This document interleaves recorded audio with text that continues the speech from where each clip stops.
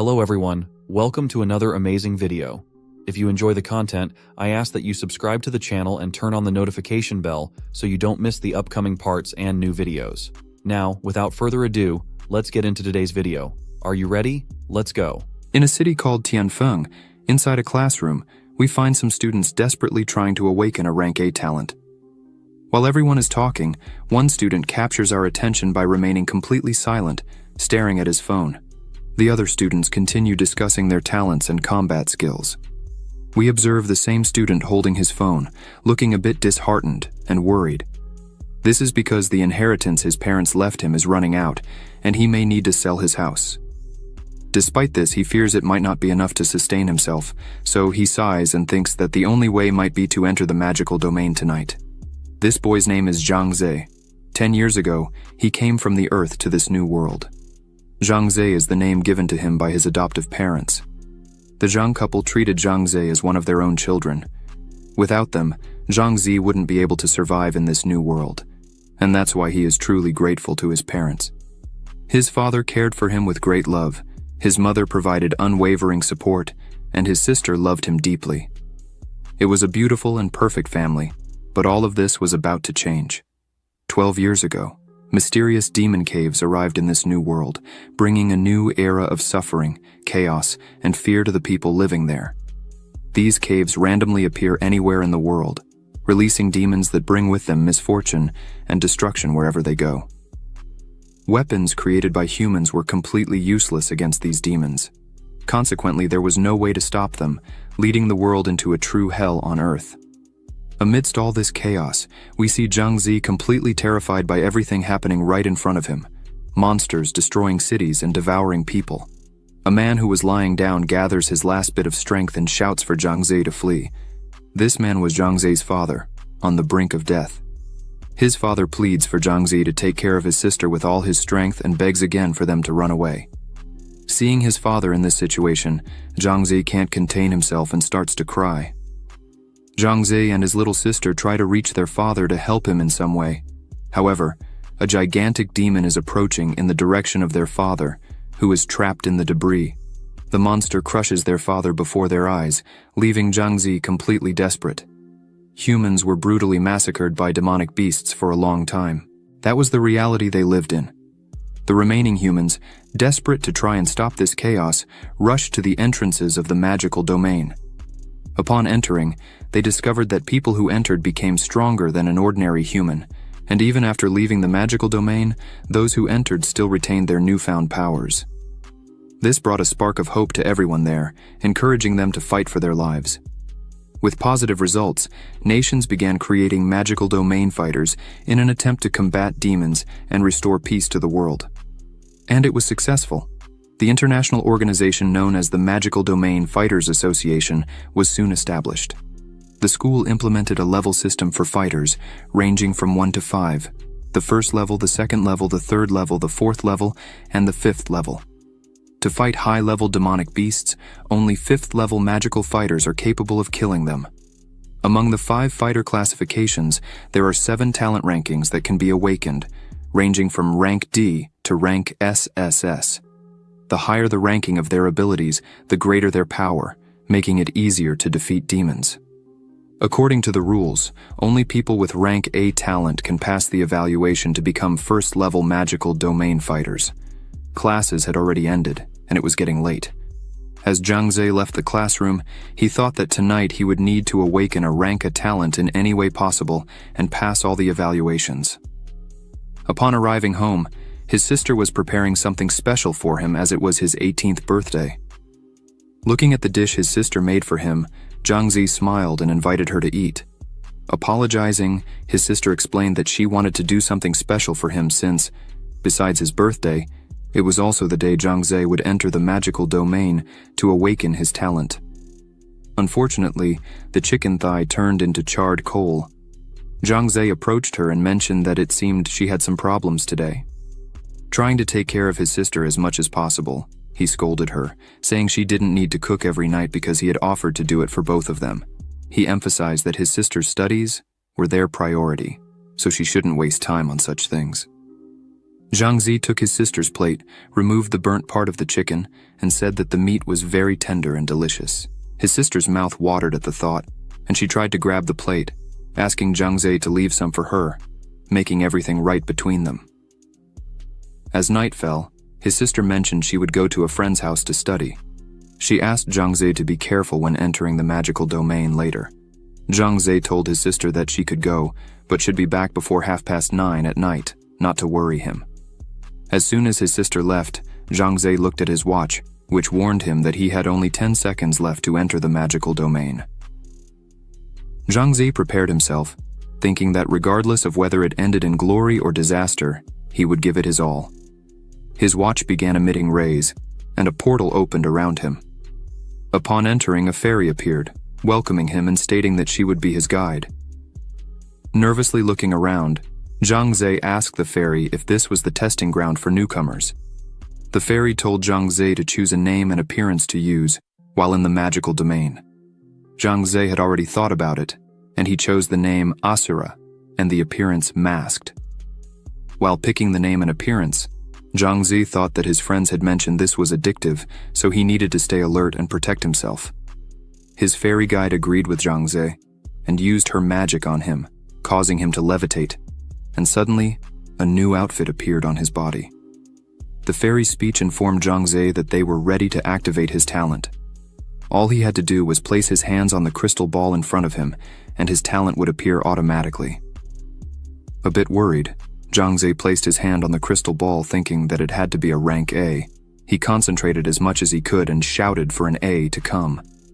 A yellow light began to appear inside the crystal, and a huge flash occurred. Suddenly the light disappeared, and a bit of smoke came out of the crystal, leaving Zhang Zi puzzled about what was really happening. Zhang Zi asked the fairy if it was over and what his talent was. The fairy, looking at the crystal in astonishment, simply said, "E," in a surprised tone. This left Zhang Zi completely scared, asking the fairy what she meant by A, and urging her to quickly explain what was happening because Zhang Zi didn't like to feel fear in moments like this. The fairy took a closer look and said that Zhang Zi had awakened an SSS-ranked talent. This astonished Zhang Zi, who couldn't believe what he was hearing. He asked the fairy if this was really true or if he was seeing things. The fairy confirmed that the talent Zhang Zi had awakened was indeed SSS-ranked, legendary. No one in that world had awakened it before. Completely overjoyed, Zhang Zi said that if his awakened talent were S-ranked, he would already be recommended to a renowned academy with unlimited prospects. However, he awakened an SSS-ranked talent. Zhang Zi couldn't even imagine what this could offer him. Finally, Zhang Zi would be able to change his and his sister's lives. The fairy told Zhang Zi that this was the manual explaining his talent.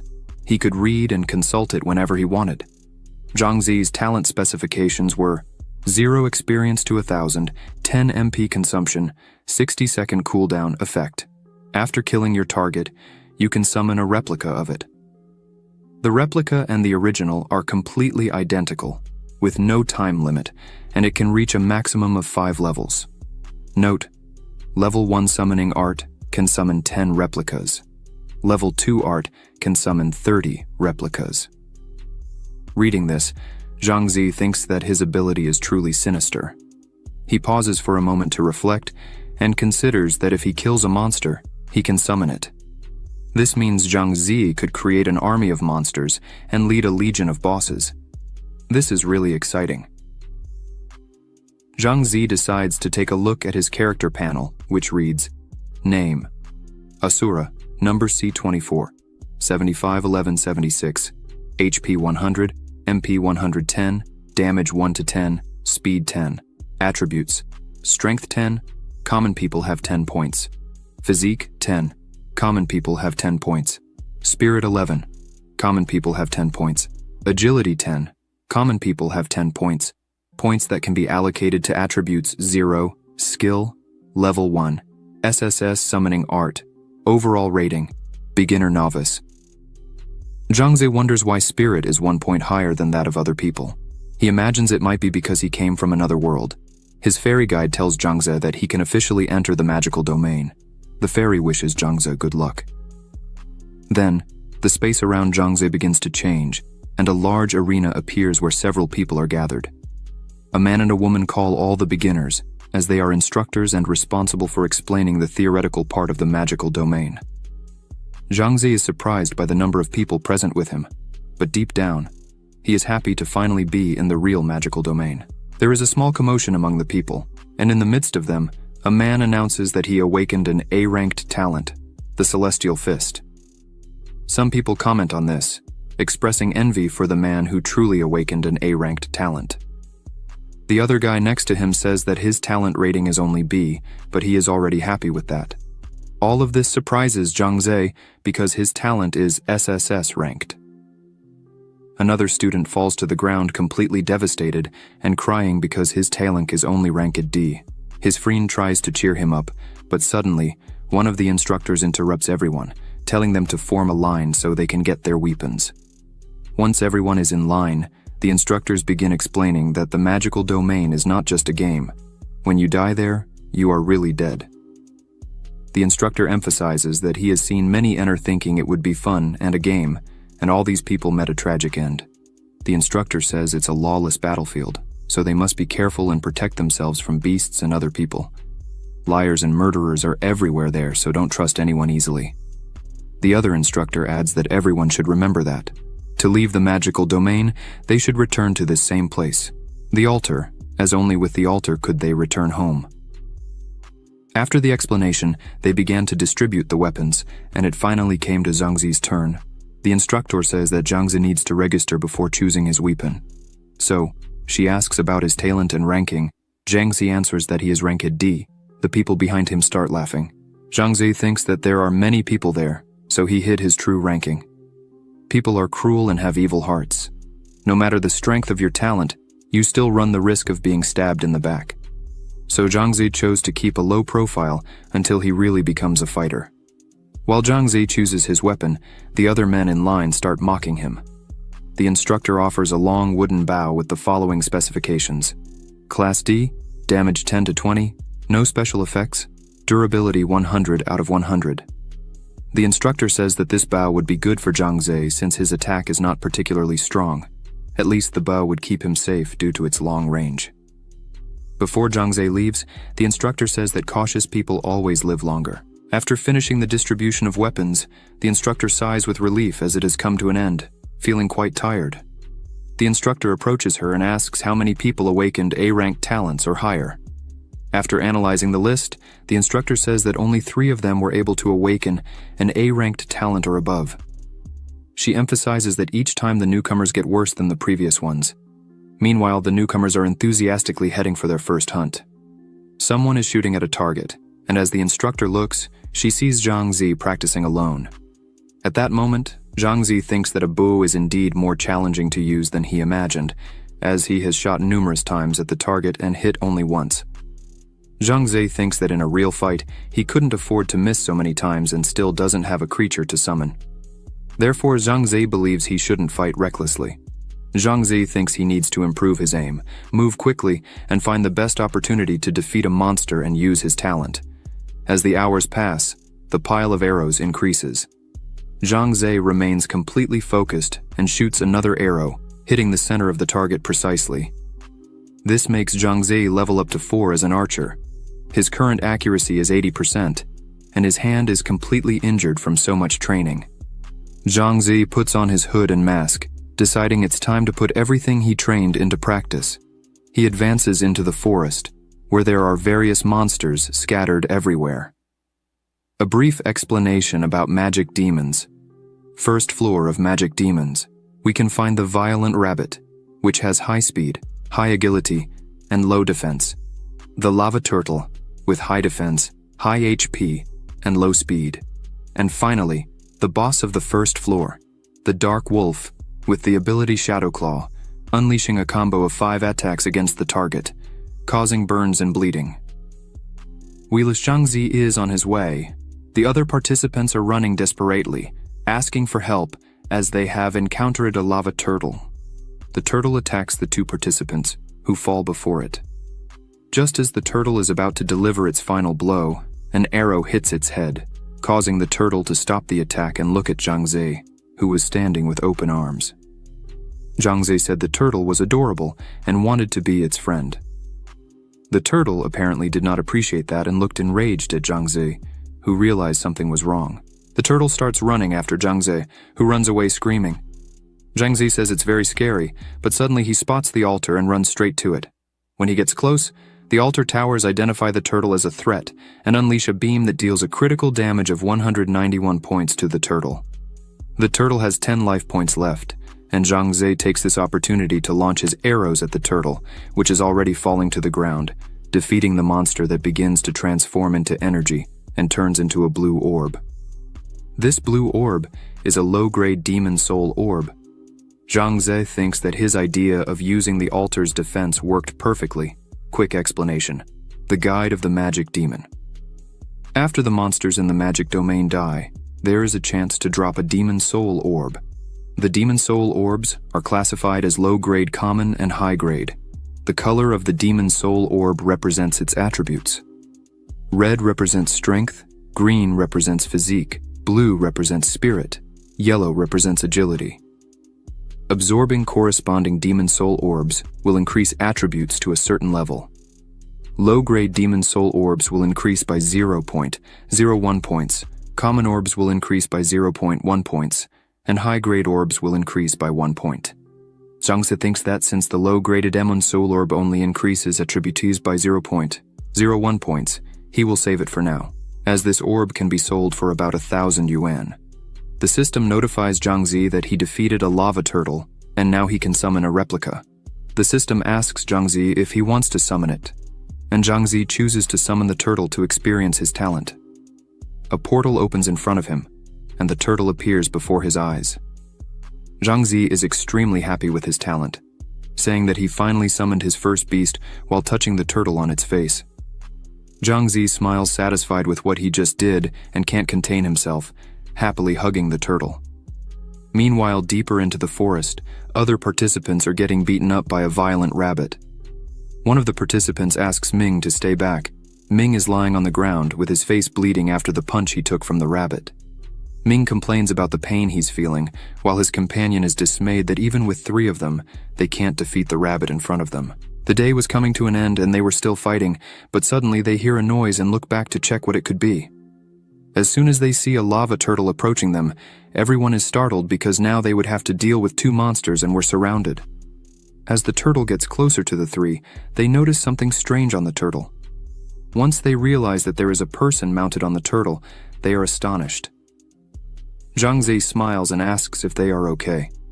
Ming questions why the turtle isn't attacking Zhang Ze, as all the monsters in the magic domain are extremely aggressive. The other 2 participants wonder if it's really possible to tame a monster like that and express envy for Zhang Ze. Ming says there's nothing to envy, it's straightforward to solve. They just need to tame that violent rabbit, and when the time comes, Ming will climb on the rabbit's back and have it carry him through the forest. Even before Ming finishes speaking, the rabbit beats him up again. His 2 friends step forward and ask Ming to stay behind while they fight the rabbit. Ming is crying again, saying that the rabbit has no martial ethics. Ming's friends try in every way to catch the rabbit, but the rabbit is very fast and manages to dodge all the blows. One of the blows ended up hurting the rabbit, which became extremely angry, and its body changed quickly, growing muscles, its eyes turning red, and its teeth sharper than ever. This was the berserker mode of the rabbit. Ming says that now they're screwed. The rabbit got mad. Still, his friends try to control the situation, saying not to fear because the rabbit only has half of its life left. So, if the 3 combine their attacks at the same time, they could defeat the rabbit. But suddenly, 2 more rabbits appear behind the enraged rabbit, leaving the 3 surprised at what was happening there. Meanwhile, a little distant from there, Zhang Ze was walking with his turtle, watching the sunset and saying how beautiful and relaxing it is. A little behind Zhang Ze, we see 3 people running desperately, screaming and saying they were going to die. Yes, these people were Ming and his friends, who flew past Zhang Ze, who didn't understand what was happening. As they ran in front of Zhang Ze, one of them calls Zhang Ze Master Splinter and tells him not to stand still there. Ming emphasizes that if Zhang Ze stays there, he could end up dead. Zhang Ze looks at all of this without understanding anything and decides to see what the 3 were saying. As Zhang Ze looks back, He sees the 3 rabbits running furiously towards him. This terrifies Zhang Ze. One of the rabbits tries to hit Zhang Ze, but he manages to dodge quickly and asks the turtle to use its tail to attack the rabbits. The turtle obeys and strikes all 3 rabbits at once, while Zhang Ze uses his arrows to attack.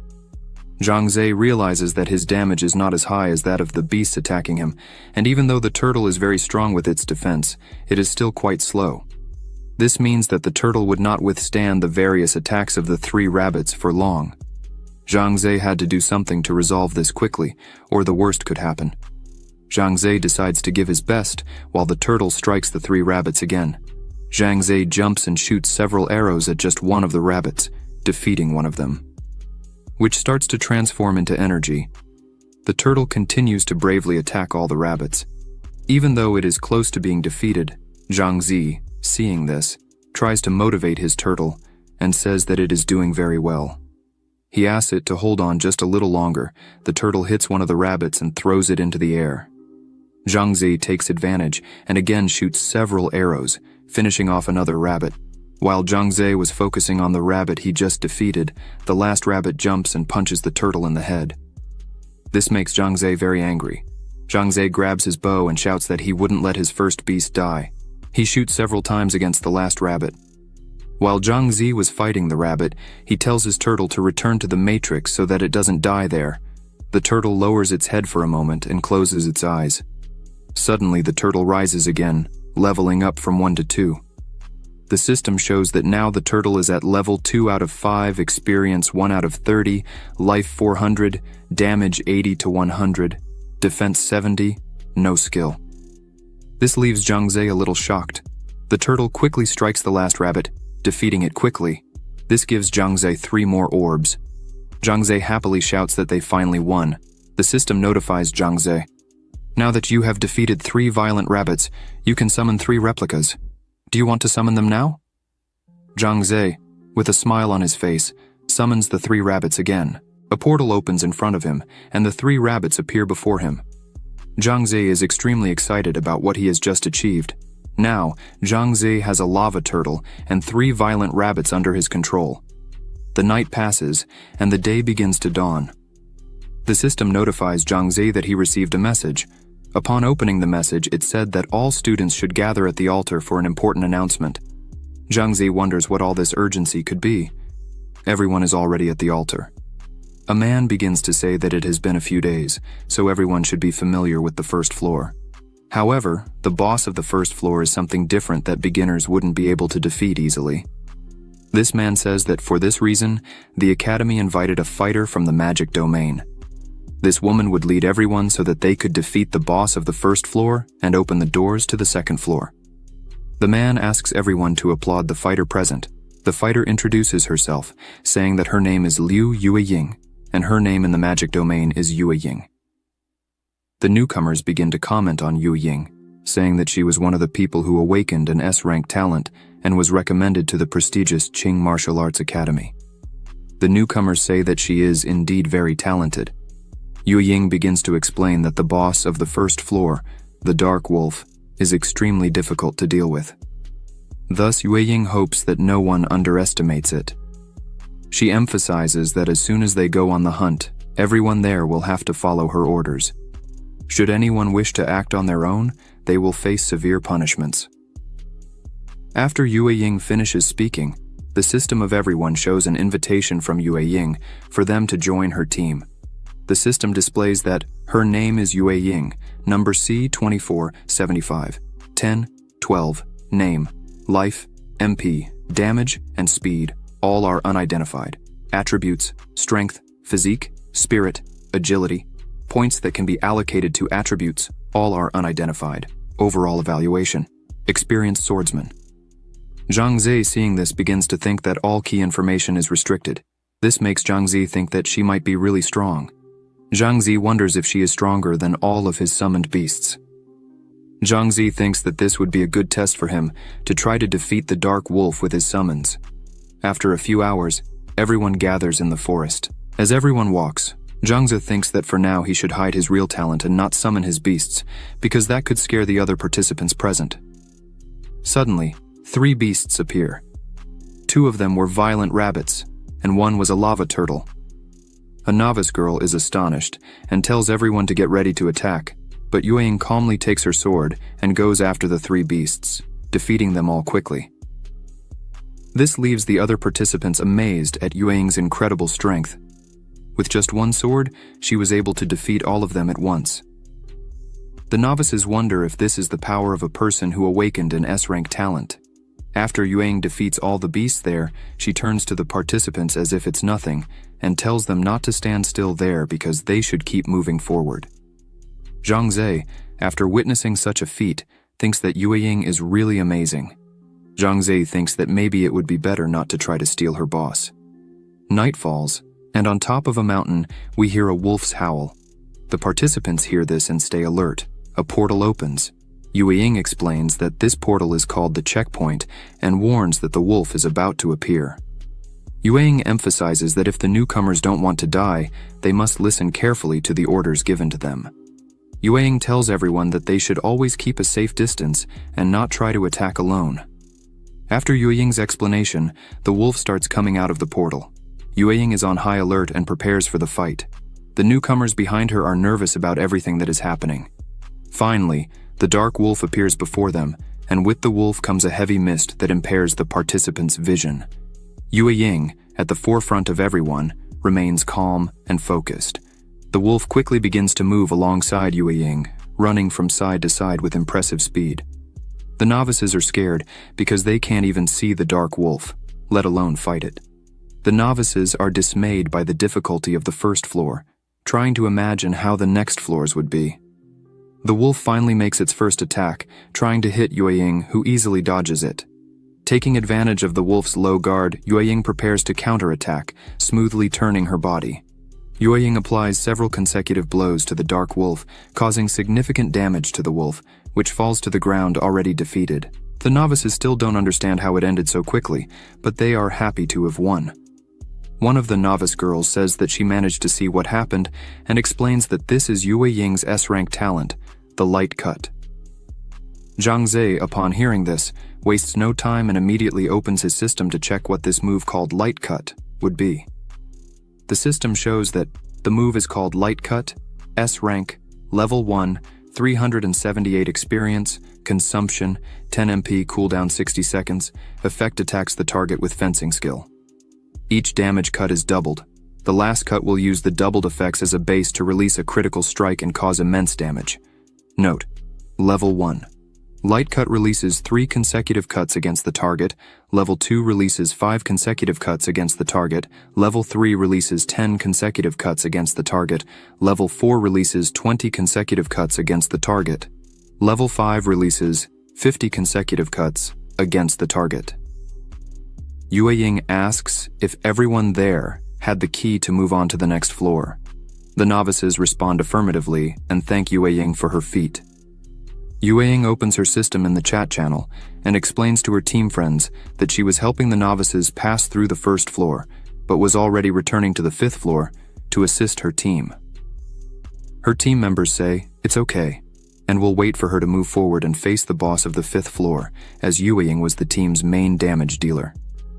Yueying disconnects from the system and informs the novices that they have to pass through the door as soon as possible because the boss would regenerate in an hour.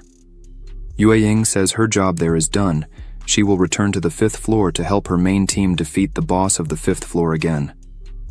The novice notices something strange and asks Yueying to look back. Curious, Yueying turns around to see what was happening. The portal begins to behave differently. Yueying identifies this and realizes that it means the boss has already regenerated. Yueying is confused because it hadn't been an hour since the dark wolf was defeated. But Yueying begins to feel a murderous aura, something unusual for the dark wolf. Then, another wolf appears, but this is a different wolf, belonging to the elite of the dark wolves. The novices are scared by this and start questioning how it could look like an elite boss. The novice tries to reassure the other novices, saying that Yueying was there to protect them. Yueying tells everyone to run away, because if they stay there, they will only hinder the fight. While everyone is running away, Zhang Zhe turns around and looks at Yueying, starting to wonder if Yueying would really be fine, as it was an elite boss. Yueying is a bit apprehensive because an elite boss is equivalent to 5 common bosses. Yueying thinks that because the boss is from the first floor, she probably can handle it. Yueying thinks that the first thing to do is to delay the elite dark wolf so that all the novice players can get out of there. The wolf quickly jumps and tries to hit Yueying, who dodges its attack and again applies her light cut move to the elite dark wolf. This time, her attack did not cause significant damage to the wolf, making Yueying wonder about the defense of this elite wolf. The wolf touches the ground and quickly turns to Yueying, advancing towards her again with incredible speed. This time, Yueying can't dodge enough, and the wolf's attack ends up injuring Yueying, causing cuts and bleeding throughout her body. The system appears and notifies Yueying. You are bleeding. 115 points of life have been lost due to bleeding. Every 10 seconds, 1% of your total life will decrease. If the bleeding continues, you will bleed to death. Yueying is frightened by the speed of the elite wolf. Even though she tries to dodge in every way, she was still wounded by the wolf. Yueying thinks that she cannot admit defeat there, so she tries to attack the wolf again, but the wolf dodges her attack and stands right in front of her. The wolf starts moving quickly and attacks Yueying again, hitting her once more. This time, the attack was accurate and threw Yueying to the ground, wounded and defenseless. The wolf prepares for its final blow. Yueying just looks at this situation without the strength to defend herself from this attack. However, suddenly, some arrows hit the wolf, causing it to stop the attack and focus on Zhang Ze, who manages to save Yueying. Zhang Ze starts waving his arms and, calling the wolf a little puppy, asks it to come to Zhang Ze. Yueying just looks at all this without understanding very well what is happening there. Yueying lowers her gaze and remembers that Zhang Ze was among the novices. Yueying wonders what he was doing there and why he didn't run with the other novices when he had the opportunity. The wolf tries to bite Zhang Ze, but he easily dodges, making it seem like a game and mocking the wolf that just missed the attack. Yueying tries to call Zhang Ze with her shaky voice and tells Zhang Ze not to provoke the elite wolf and to get out of there as quickly as possible, because Zhang Ze wouldn't be able to defeat the elite dark wolf. However, Zhang Ze continues to draw the attention of the wolf to himself while moving away from Yueying, who is lying on the ground without understanding why Zhang Ze, a novice, is doing this. He will end up dying if he continues like this. Zhang Ze, who is running from the wolf, thinks that the wolf still has half of its life, and facing it would be suicide. But Zhang Ze couldn't just stand there doing nothing while watching Yueying in that situation, so he had to do something to make the wolf stop attacking Yueying. While running, Zhang Ze thinks that he can't die there because he has to take care of and protect his little sister. He needs to find an open area so that his summoned beasts can have some advantage over the wolf, but Zhang Ze is almost out of energy. From running so much because the wolf is extremely fast, the wolf finally catches up to Zhang Ze, and as it jumps to attack him, Zhang Ze realizes in time and, with a quick move, dodges the wolf's attack, shouting for his beasts to appear. A portal opens again, and his summonings come out, standing between Zhang Ze and the wolf. Yueying, still lying on the ground, begins to think that this is absurd. A novice wanting to defeat an elite wolf. Yueying thinks that she needs to do something immediately to save him, so she begins to get up and tries to stop the bleeding while thinking about Zhang Ze, asking him to hold on a little longer. Suddenly a woman arrives and uses her green blessing power, starting to heal Yueying. When Yueying turns around, she sees that it's the little princess who is helping. Yueying asks her how she got there. Suddenly the rest of her team appears. The little princess says that everyone came. Yueying's teammates say that what she did was complete madness because you should not face an elite monster alone. She took a great risk doing that. They emphasize that even if the monster is from the first floor, it's still not something Yueying could defeat alone. Yueying looks away, a bit upset with what happened, and apologizes to everyone, saying, "I thought I could handle it alone." Another member of her team interrupts the conversation and asks where the wolf went. Yueying panics, remembering that the dark wolf was after a simple novice. Yueying shouts for them to hurry and save him. The members don't understand how a novice attracted the wolf to himself. Meanwhile, Zhang Ze was facing the wolf with all his summonings. Zhang Ze thinks that, although the wolf is very fast when surrounded by 3 violent rabbits, the wolf's movements would be restricted. Additionally, this helps the turtle, which is very slow, to land a fierce attack on the wolf.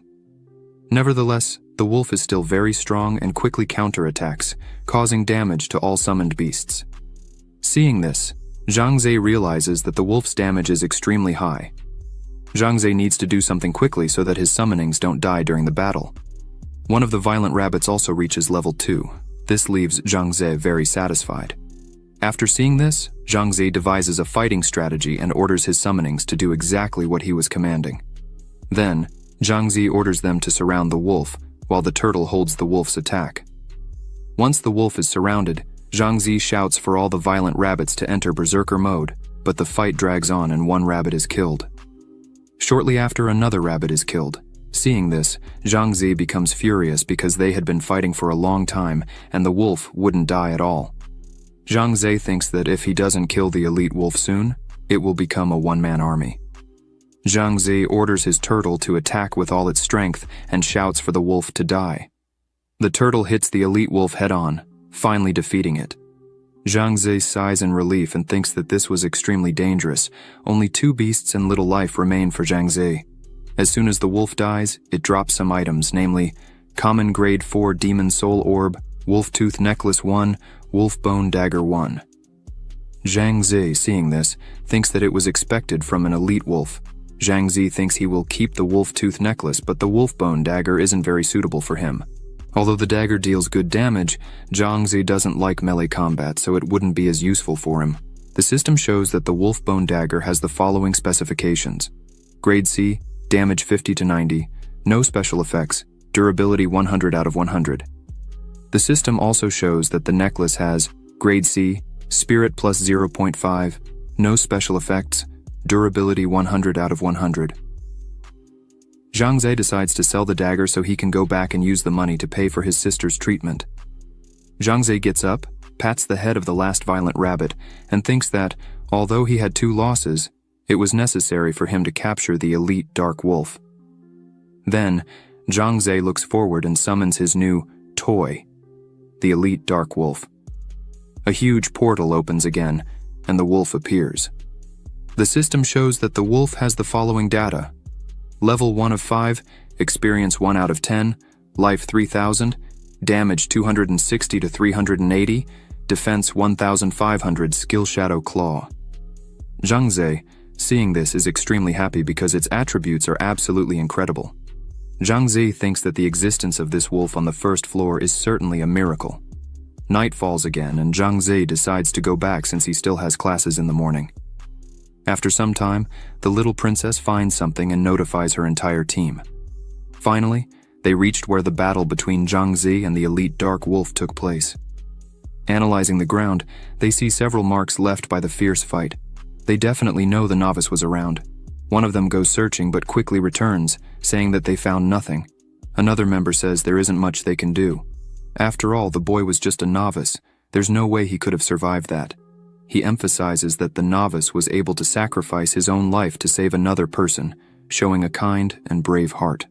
After hearing this, Yueying hangs her head in thought.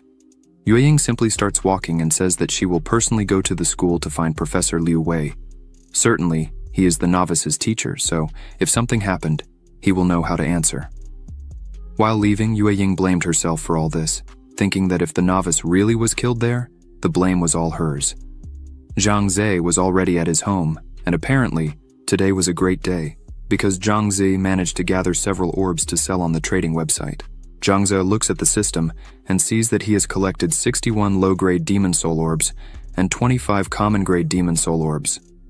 Zhang Ze decides to take one of his Strength Orbs and consume it to increase his strength a bit. Zhang Ze thinks that, as the magical domain guide says, if his strength increases there, it will also increase in his real life. Zhang Ze decides that he will test this tomorrow in the school gym. The next day, as soon as Zhang Ze wakes up, his sister is already finishing setting the table for breakfast. She asks Zhang Ze to go wash up while she finishes everything. Zhang Ze tells his sister that he asked her not to spend her time cooking because he could do it. But his sister, smiling, replies that it's just breakfast, no problem.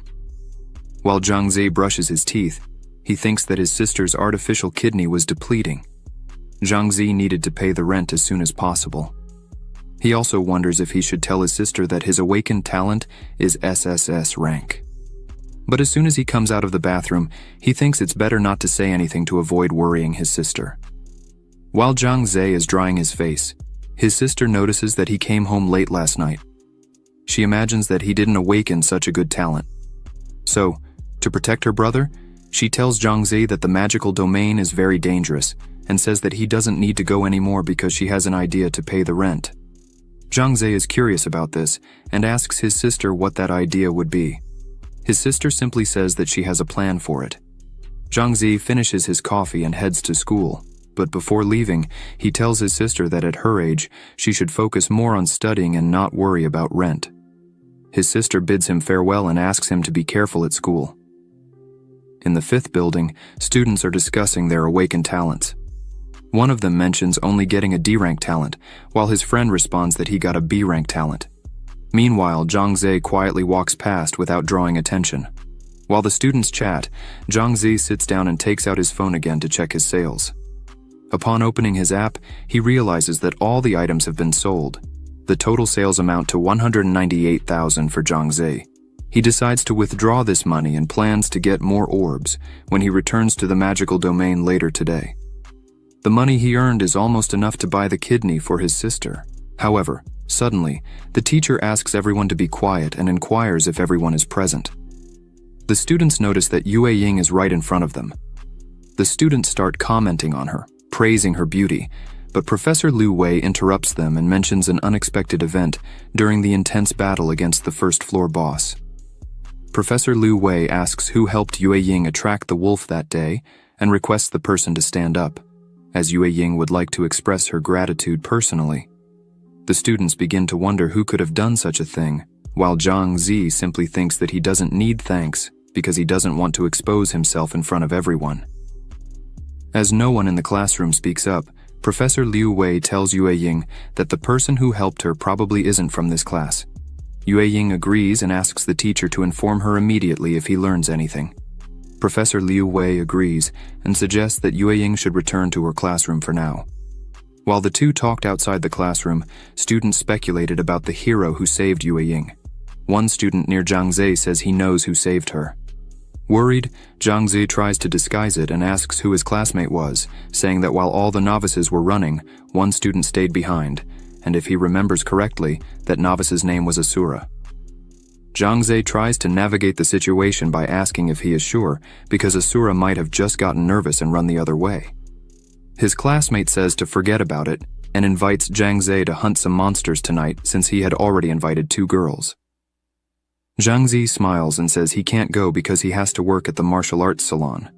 His classmate notices something and asks Zhang Zhe if his sister needs money again. Zhang Zhe says yes, but assures that everything is fine because he is taking care of it. His classmate is reassured and says it's okay, suggesting that if Zhang Zhe enters the magical domain tonight, he should look for him. His name in the magical domain is Chubby Hunk. Classes come to an end, and Zhang Zhe goes to the gym to work. While cleaning, Zhang Zhe thinks that if he can sell a few more orbs, he probably won't need to work there anymore. While Zhang Zhe was cleaning, a group of people was looking at someone named Zheng. Everyone was praising him because Zheng had just lifted 507 caddies, 7 caddies more than required to be admitted to the prestigious Qing Martial Arts Academy. Moreover, Zheng's awakened talent is ranked A, so his future was almost certain. Zheng says that this is nothing yet, as there are many stronger people out there. His friend says he's being too modest, except for the goddess Yue Ying. Zheng was the strongest there, and he dares not compare himself to the goddess Yue Ying. Zheng says she was blessed by the gods with an S-rank talent and was recommended for admission to the prestigious academy. At the Qing Martial Arts Academy, Zheng emphasizes that he would be happy to have half of Yue Ying's strength. Once everyone leaves, Zhang Zhe is alone in the room, wondering if he is really strong. Zhang Zhe punched the machine, scoring 497 points, leaving him very pleased. Even when he trained every day before, his strength never exceeded 390. Zhang Zhe thinks that absorbing only one high-quality orb has already brought such a significant breakthrough, making him very excited. So, Zhang Zhe decides that he will definitely enter the magical domain tonight. Suddenly, a message arrives on his phone from his sister, saying that she would be going out again to study at a friend's house and would return late. She asked her brother to prepare dinner tonight. This leaves Zhang Ze a bit intrigued, thinking that his sister has been doing this every night, but for now, he doesn't have time to investigate. The most important thing at the moment is to quickly go to the magical domain and obtain more demon soul orbs. Again, we are in the arena, where several students are gathered. Zhang Ze opens the system, which shows that he currently has 3 beasts: the elite dark wolf, a lava turtle, and a violent rabbit. He has 7 empty slots for new beasts. Zhang Ze thinks that it's not a good idea to go directly to the 2nd floor, as it is quite dangerous. First, he should master the 10 beasts on the 1st floor. So, Zhang Ze begins his hunt and calls his little friend to accompany him, the elite dark wolf. Zhang Ze, all happy next to his wolf, thinks that with the dark wolf's damage, he will definitely be able to defeat any monster on the 1st floor. But what he really wants is more lava turtles. The first lava turtle is found, and they start to fight. Zhang Ze sends his wolf to attack while he stays back with his bow and arrows. Quickly, he defeats several monsters one after another, and about an hour later, he already has an army of monsters at his command. Finally, he is ready to move on to the 2nd floor.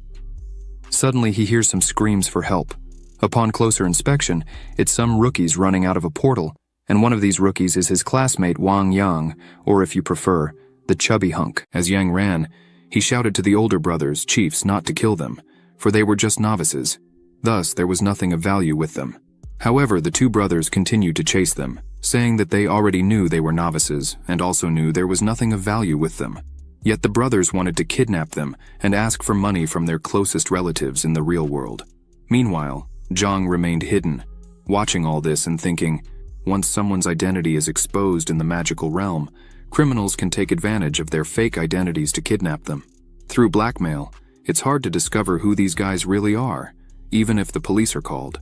When this happens, it's difficult to rescue the hostages, even after the ransom is paid, as the criminals still choose to kill them to keep their identities hidden. Yang screamed, saying his family was poor and had no money. Thus, he pleaded for the bandits to leave him alone. However, the bandits didn't care, thinking Yang was just lying to them, as a few hours before, Yang was with 2 girls and had said his family owned a luxury house and expensive cars. Then, one of the bandits decided to use one of his powers, and all the ground below Yang turned into quicksand. The 3 found themselves trapped, wondering which talent ability this could be. Suddenly, Yang felt something on his neck. It was one of the bandits who, with an axe in his hand, told Yang to give up his parents' contact, or he would die right there. But Yang, even though terrified, said in a trembling voice that he would not give them any contact. The bandit began to laugh and said it's always the same story. Everyone is brave until they lose a hand. Then they become very obedient. Then he raised his axe, but out of nowhere, an arrow came in his direction and hit his arm, preventing him from doing anything. The bandit turned around and shouted that there was a hidden archer around. However, the bandit was extremely furious and asked who dared to attack him from behind. Thus, Zhang appeared next to a tree. The system showed his name as Asura. He looked directly at them and asked how a bunch of trash like them dared to commit such a terrible act. Another bandit, as soon as he noticed Zhang's presence, warned the others and started running towards him. Then, Zhang began to run. The leader of the bandits went into the woods after Zhang. He said Yang and his friends would be stuck there for an hour, so they had time to catch Zhang, as he wanted to cut him into pieces. Zhang kept running while the bandits chased him, until finally, Zhang arrived where he really wanted. A place where the terrain is surrounded by 3 mountains and has only one exit. Zhang continued running into that path. But suddenly, Zhang stopped and turned to the bandits who were laughing at him, for Zhang had run into a dead end and now was trapped with no way to escape. The bandits began to smile and say that just killing him was a waste of time. First, they should take everything he has. The leader said for his group to count themselves, as he wanted to savor the torture. Zhang looked at them and asked if killing people in the magical realm prevents people from the outside from finding out. The leader of the bandits started walking towards Zhang and told him to relax, as no one would know he was going to die there. Zhang crouched down and thanked them for clearing up that doubt he had. Then, energy began to emanate from his hand. Zhang summoned his monsters and asked them to give a warm welcome to the guests. Then, several circles on the ground started to appear around the bandits, and in a few seconds, an army of monsters appeared and surrounded them. The leader of the bandits was astonished by this. wondering how all these beasts appeared out of nowhere and all together. The thieves said there were too many beasts, and the terrain they were on put them at a complete disadvantage.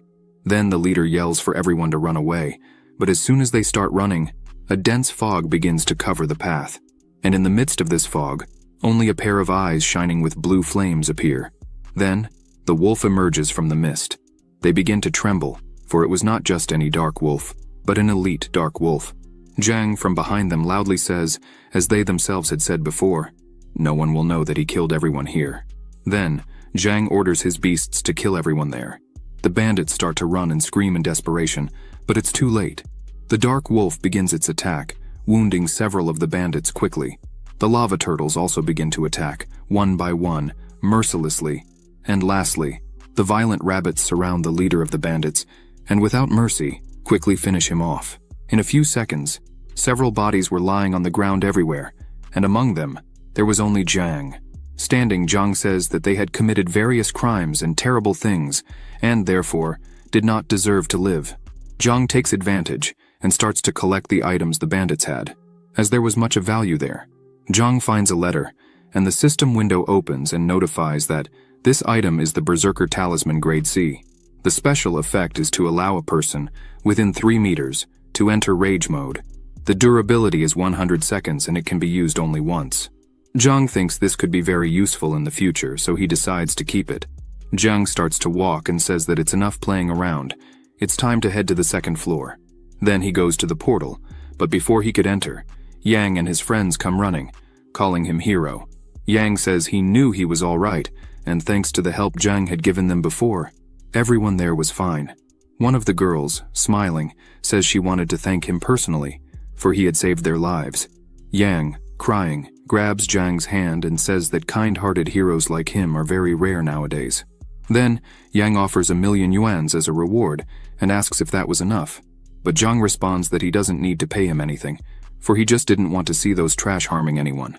Zhang asks them to be more careful next time, but in reality, Zhang was thinking that Yang really was very wealthy. However, if Zhang accepted that money, his identity would be revealed as soon as the transfer was made to him, so it's better to leave it as it is. Zhang says goodbye and starts to enter the portal. Meanwhile, Yang thought he was a hero. One of the girls was in love with him, thinking he was very handsome. Finally, we are at the entrance of the magical realm, second floor. Zhang, seeing this, thinks he could never have imagined that the second floor of the magical realm would be a cavity. Zhang was right in the middle of the arena, surrounded by other people who were shouting to form teams. But Zhang remains silent. While people were still shouting, trying to form teams, Zhang starts to read a book and thinks it's still better for him to continue alone.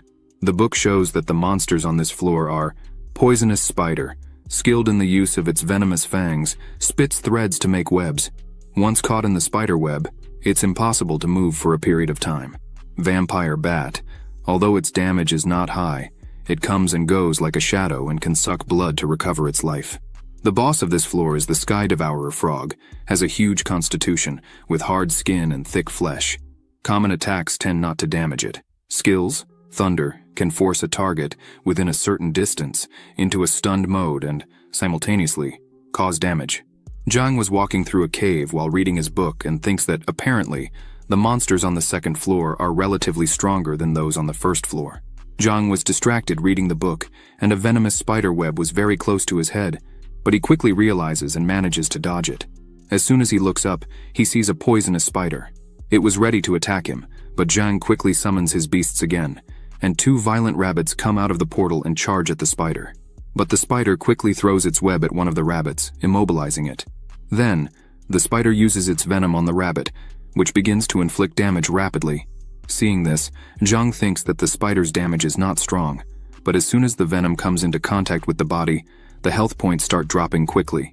So, Zhang orders all his beasts to attack at once, and they easily defeat the spider. The system appears and notifies that the venomous spider has been defeated. Zhang doesn't seem very pleased as he sacrificed a rank 2 rabbit for just a venomous spider. And on top of that, it only left behind 2 low-grade demonic soul orbs as a reward. Zhang summons his spider. As soon as it appears, the system shows its specifications.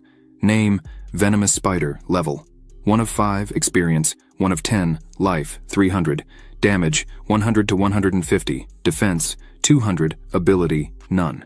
Zhang thinks that, as expected of the monsters on the second floor, their attributes are more notable than those of the violent rabbits and the lava turtles. Zhang continues walking through the cave and starts to think that, so far, he has only defeated 2 venomous spiders. Although the monsters on the second floor are stronger than those on the first floor, there seem to be far fewer monsters. But, without Zhang realizing it, there are 4 red eyes right behind him. Then, suddenly, 2 vampire bats attack Zhang from behind. However, Zhang notices and quickly turns around, summoning his beasts again. His beasts start emerging from the portal again. Zhang thinks that, fortunately, his summoning ability has improved, allowing him to summon his beasts faster. Otherwise, the surprise attack by the vampire bats could have ended very badly. Zhang orders his beasts to kill them all. Then, the battle begins, and apparently, Zhang's beasts are doing well. But one of the bats bites one of his beasts and almost completely restores its life. Seeing this, Zhang thinks he needs to change his strategy and focus on one bat at a time. Otherwise, this would never end. So Zhang summons his venomous spider and orders it to use its venom, which hits both bats at once. Zhang starts to smile, as the venom causes damage over time, and because of this, interrupts the bat's blood-sucking. Zhang orders again that everyone attack, but this time the same bat. With that, the bats start to take several hits and can't retaliate. Then, Zhang defeats the 2 bats, but he notices that, to defeat the 2 bats, he had again suffered losses among his beasts. Zhang starts to analyze that only his strongest beasts would really be able to survive there on the second floor. Zhang summons the bats and says he now has 8 relatively strong beasts. So, he decides to face the second floor's boss. But as Zhang gets closer, he realizes that everyone is there, including several people arguing over who would try to fight the second floor's boss first. Everyone there was just arguing among themselves and saying that the experts and stronger ones were on the higher floors and didn't care about a bunch of novices. Zhang just watches all this in silence. Suddenly a group of people yells for everyone there to shut their mouths. A man says he had already reserved the right to fight against the sky-devouring toad. He emphasizes that anyone who could read should just read what was written on the sign. To fight the boss, pay 10 demonic soul orbs. He adds that those who are poor wouldn't be able to fight, so they should leave. But this ends up generating more discussion, as people find it very strange. They want to charge for such a feat. However, the group that was charging says they also had to pay fees, so they ask once more if anyone else would like to fight, as there was still 1 spot available. Zhang raises his hand and says he would fight. Zhang says that unfortunately, he does not have the 10 demonic orbs, as he had entered the magical domain just yesterday. However, Zhang offers payment in gold, offering 10 gold bars. The man who was charging asks if it was really gold. Zhang confirms, saying his family is wealthy, so if they allow him to enter and fight the boss, payment would not be an issue for them. The man hugs Zhang and says it's good this story isn't a lie, because if it turns out to be false at payment time, the consequences would be unimaginable. Zhang tells him not to worry, as he wouldn't dare lie about something so serious. Then, the man agrees and calls Zhang, saying he would show him where the second floor boss is located. Zhang thinks it's been too easy to deceive them, so the group starts moving through the cave. As they reach the end of the cave, there's a man standing there. The group leader calls this man Captain and says that since everyone is here, they could proceed to face the boss. The system opens up and reveals this man is named Super Money Machine Man. His rating is that of an experienced fighter. People start thinking that, from what they've learned, anyone with experience in their rating can't be weak. Another man beside him emphasizes that it's better for everyone to stay close when the captain is fighting the monster, to pay attention and obey every command of his. With the whole team formed and together, they advance again. Zhang is surprised by the place, as there's another tunnel on this side of the cave. The captain says this is a world of its own, and right ahead of them there's a huge frog, which is the boss of the second floor. Zhang is stunned by what's in front of him, as the frog is indeed large and has a terrifying appearance. Zhang can't believe the size of the monster. The captain starts to take off his shirt and asks others to keep their distance, as he's going to start the fight. The captain jumps towards the frog, and fire begins to emanate from his hands. He starts a fierce and quick sequence of punches on the frog. Those watching think the captain is truly extremely powerful. Another group member says that with just this sequence of punches, the frog's life dropped by 1/3 while the captain fought. His specifications appear in the system window. Flaming Punch A Level 1. Experience, 612 of 1000. MP consumption, 10. Cooldown time, 60 seconds. Effect, unleashes numerous consecutive attacks in a short time. Note: Flaming Punch Level 1 unleashes 10 consecutive punches in a short time. Flaming Punch Level 2 is 30 consecutive attacks in a short time. Flaming Punch Level 3 is 50 consecutive punches in a short time. Flaming Punch Level 4 is 100 consecutive punches in a short time. Flaming Punch Level 5 is 300 consecutive punches in a short time. Meanwhile, the fight continues, and the frog launches a giant fireball, but the captain easily dodges it. The explosion from the attack, as soon as it hit the wall behind, startled the other group members. The captain uses his flaming punch again and starts rapidly striking the frog's head. Zhang, seeing this, thinks the frog still has half its life, so he needs to calculate perfectly to land a fatal arrow and deliver the last blow to the frog. The captain prepares to kill the frog and shouts for it to die. While the captain was finishing off the frog, Zhang saw the opportunity he had been waiting for. So he takes his bow and arrow, aims carefully, and fires. The arrow hits the boss frog's eye, but it wasn't enough to kill it. However, the frog becomes enraged and knocks down the captain. The boss frog is now focused on Zhang. The group leader said they were supposed to stand aside and do nothing. So, why did this boy try to do that? Another group member from behind shouts, saying they shouldn't let Zhang kill the boss frog, because if that happens, all the rewards would go to him.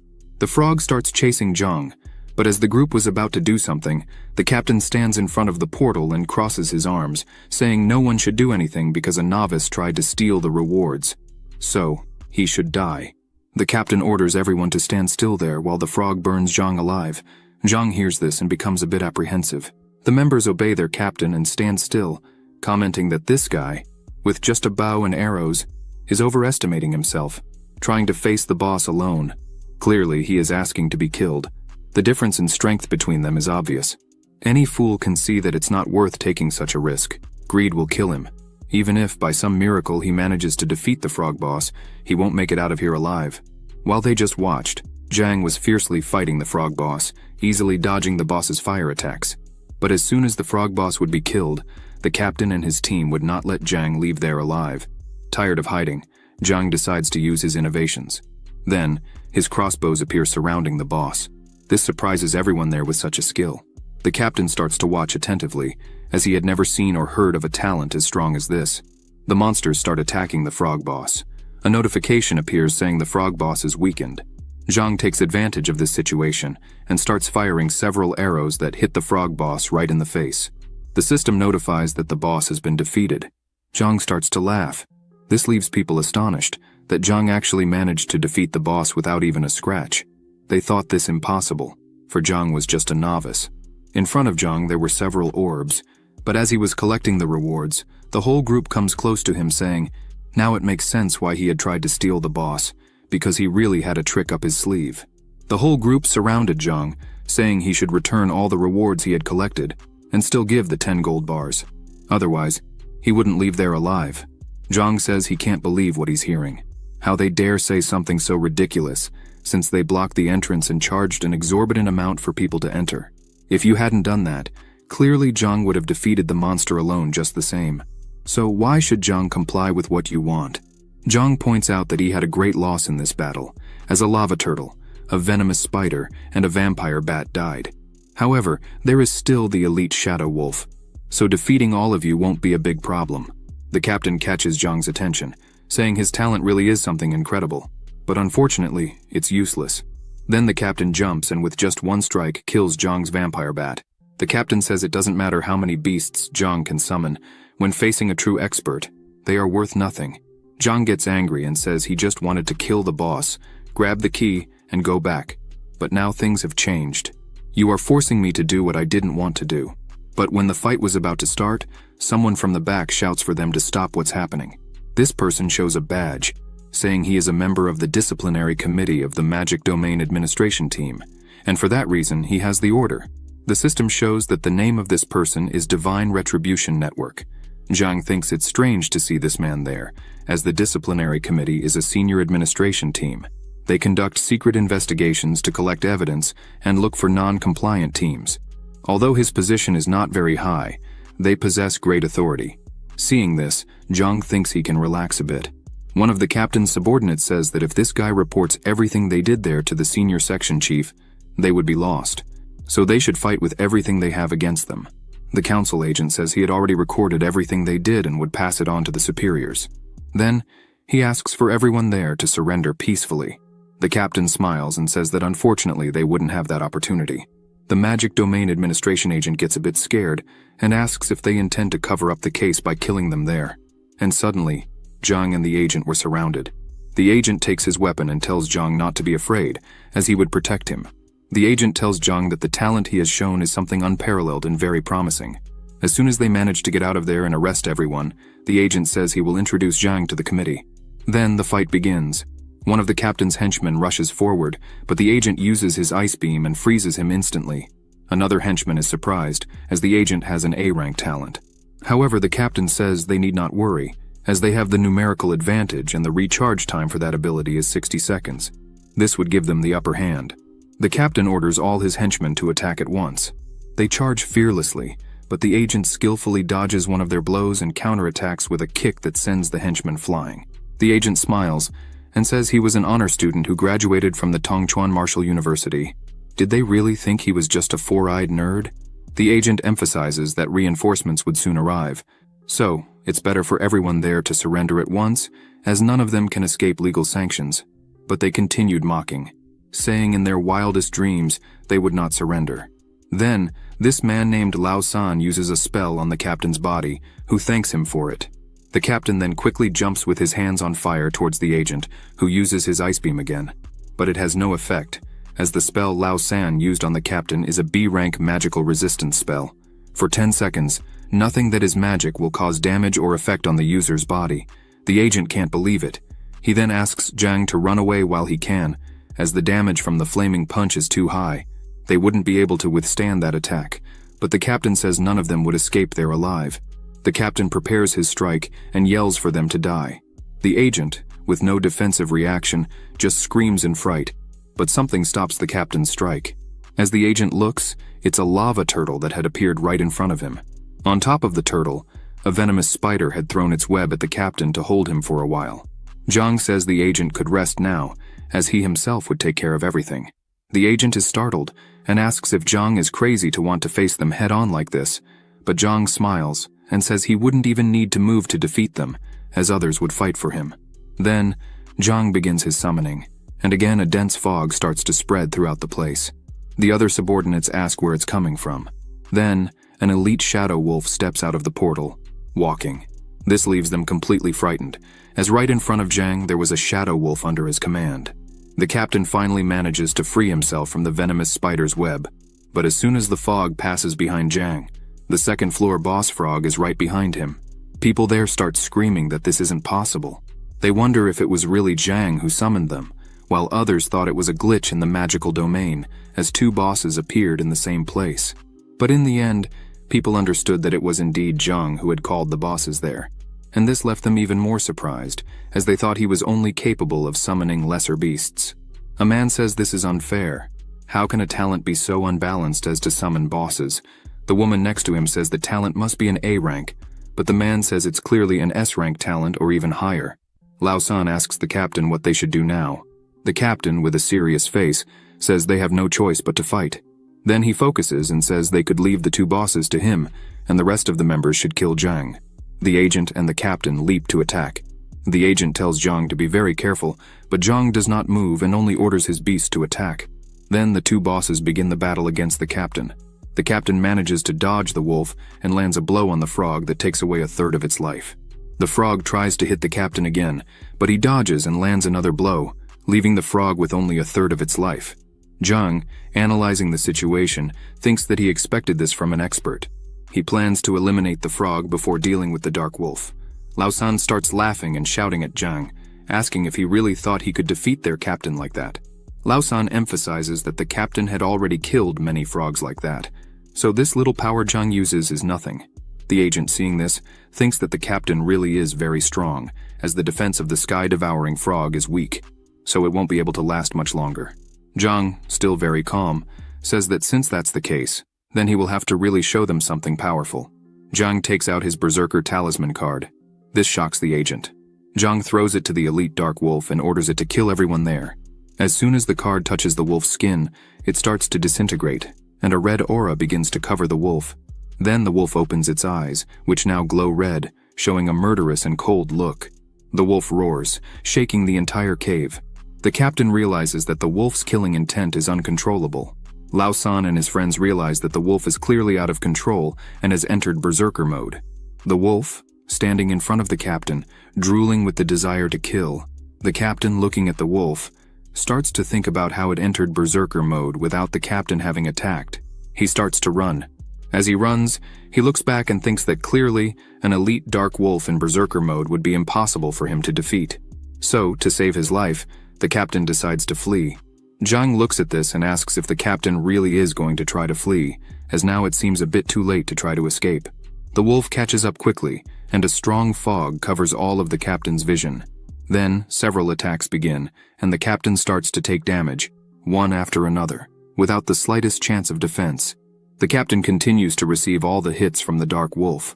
Lao San screams for his captain, but their captain falls to his knees, and with a trembling voice, begins to wonder if this kid is really that powerful. The captain understands that all this is his fault, for he completely underestimated his opponent. Then, the captain begins to fall, and the system notifies that he has just been killed. Lao San and his friends are trembling with fear and say that this kid is terrifying. They need to get out of there as fast as possible. So they start to run, but the red eye of death is behind them. The wolf begins to attack one after another. Then, Zhang calls his beast back and says that this was just a lesson for everyone there. The agent thinks that Zhang's talent is something scary. Such a talent must be controlled by the government, otherwise the consequences will be unimaginable. After everything is over, the agent's reinforcements arrive at the location. The agent says that they were there, and now all those who remained would be arrested. Then Zhang doesn't want to know, and immediately goes to see the items left by the captain. And as expected, he had many good things. The system opens again, and shows that the loot from the money-making Superman were 2 high-grade demonic soul orbs, 18 common-grade demonic soul orbs, and 77 low-grade demonic soul orbs, 2 blood tonics, an invitation card, and 3 pieces of armor. As soon as Zhang picks up one of the armor pieces, he sees something underneath. He picks it up in his hand and wonders what it is. The system opens again, saying that this is an invitation card to the Death Zone, Grade C, Level 1, a one-time pass to enter the Death Zone. Zhang doesn't understand very well what this Death Zone is, as there was nothing written about it in the Magic Domain Guide, but Zhang decides to leave it for later. First, he needs to absorb those high-grade orbs. The agent runs up to Zhang, saying that he had been amazing just now. The agent asks Zhang if he has any interest in joining the Magic Domain Management team to serve the nation. Zhang apologizes, but declines, saying that unfortunately, it doesn't fit into his plans at the moment. The agent is a bit confused by this response, but understands and says that everyone has their goals in life, so he would respect that decision. The agent writes down his contact number on a piece of paper and hands it to Zhang, saying that if he changes his mind, he just needs to contact him through this number. Zhang thanks him again and says he will think it over. As Zhang turns to enter the portal, the agent shouts that he needs to say one more thing before he goes. Zhang turns around. The agent says that no matter how strong Zhang becomes in the future, he should always remember that the blood of Great Xia flows within him. So the agent hopes that Zhang won't do things that would disappoint the nation and its people. Zhang turns back to the portal and says he can rest easy, because he is also a citizen of Great Xia. After that, Zhang enters the portal that leads him to an ecosystem entirely different from the previous one. In the center of the arena, Zhang looks around and thinks that apparently, there are far fewer people here compared to the first 2 floors. He figures that the higher the floor, the more powerful the monsters and the greater the dangers. So without sufficient power, one naturally shouldn't take unnecessary risks. Zhang picks up the book again to see what monsters are on this floor. Goblin Warrior, Goblin Thrower. Apparently this floor deals with more humanoid monsters, instead of beasts or insects. Zhang thinks that things are finally starting to get more interesting. But Zhang notices that it's getting quite late, so he decides to head back. Back at his home as he enters, Zhang notices that all the lights are off. He goes to Xiaofeng's room and knocks on the door, but no one answers. So he decides to open it and realizes that there's no one there. It's late at night, and she still hasn't returned. Then, Zhang remembers she had mentioned going to a friend named Pan Pan's house. So he decides to pick up his phone and call her, but as soon as he picks up his phone, he sees that there are 15 missed calls. He calls back immediately. As soon as Pan Pan answers, Zhang says he's Xiaofeng's brother. Pan Pan asks why he took so long to answer the phone. She tells Zhang to rush to the Yunding dance club because his sister is in danger. This leaves Zhang in a panic. He runs out, thinking along the way that this is the most luxurious club in the city. What was his sister doing there at this hour? As he arrives, 2 security guards at the door ask what he thinks he's doing there, dressed like that. Zhang starts to get irritated. Several things go through his mind at that moment. He thinks she was working in that place, but that doesn't matter at the moment, because if anyone dares to touch her, no one would be spared. Quickly, Zhang knocks down the 2 security guards in a matter of seconds and continues running into the club. Inside the club, there are some people, and a man is telling them to stop the nonsense and accompany young Master Chung for a drink. So why was she making all this fuss? The man offers a card saying there's 10,000 in it, so she should just get on with it and start drinking. He throws the card on the ground and says that if she works there, she's a nobody, so it's better to stop joking and do what he's telling her. Her friend steps in front of Xiaofeng, saying she would accompany Chung instead of Xiaofeng, but the man pushes the employee, saying Chung had already chosen the other girl, so that's what he would have, period. The man touches Xiaofeng's face and starts yelling at her, saying she should serve their distinguished guest well. Otherwise, suddenly, someone from behind asks what would happen if she didn't do that. That person was Zhang, coming in with a look of terror. Zhang says he doesn't care who he is or where this is. If anyone dares to touch a hair on his sister's head, he would break both legs of anyone daring to do so. Xiaofeng screams for her brother. A man from behind asks Zhang how he dares to offend the Tianqing group. Does he not fear death? The people around think that now Zhang was screwed, as he was messing with the Tianqing group. Xiaofeng's friend thinks that things are definitely out of control, as the Tianqing group has a lot of influence in Zhangbei, not to mention that they have hired many fighters from the magic domain. Zhang bends down and picks up the card from the ground. The man smiles and says he likes obedient people, but Zhang holds the card and asks if he really wanted to buy his sister with this card. Then, Zhang throws the card, saying it would never happen in his dreams, but quickly someone jumps in front of the man and catches the card. Zhang's sister, seeing this, thinks the guy was so fast that she barely saw him.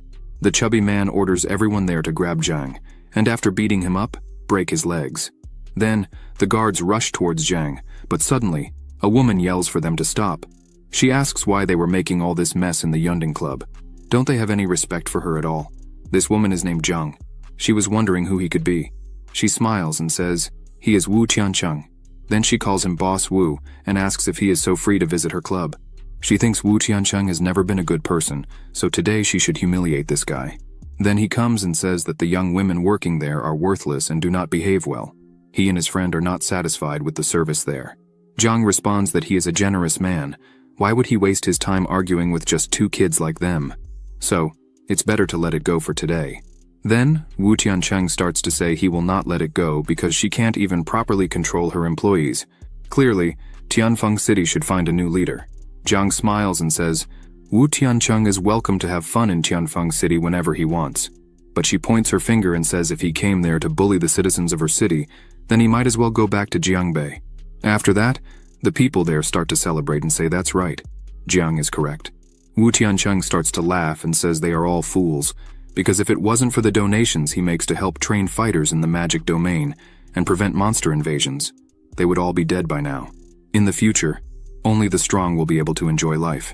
Wu Tiancheng points to Xiaofeng and says he will definitely take her with him today. This leaves her very scared.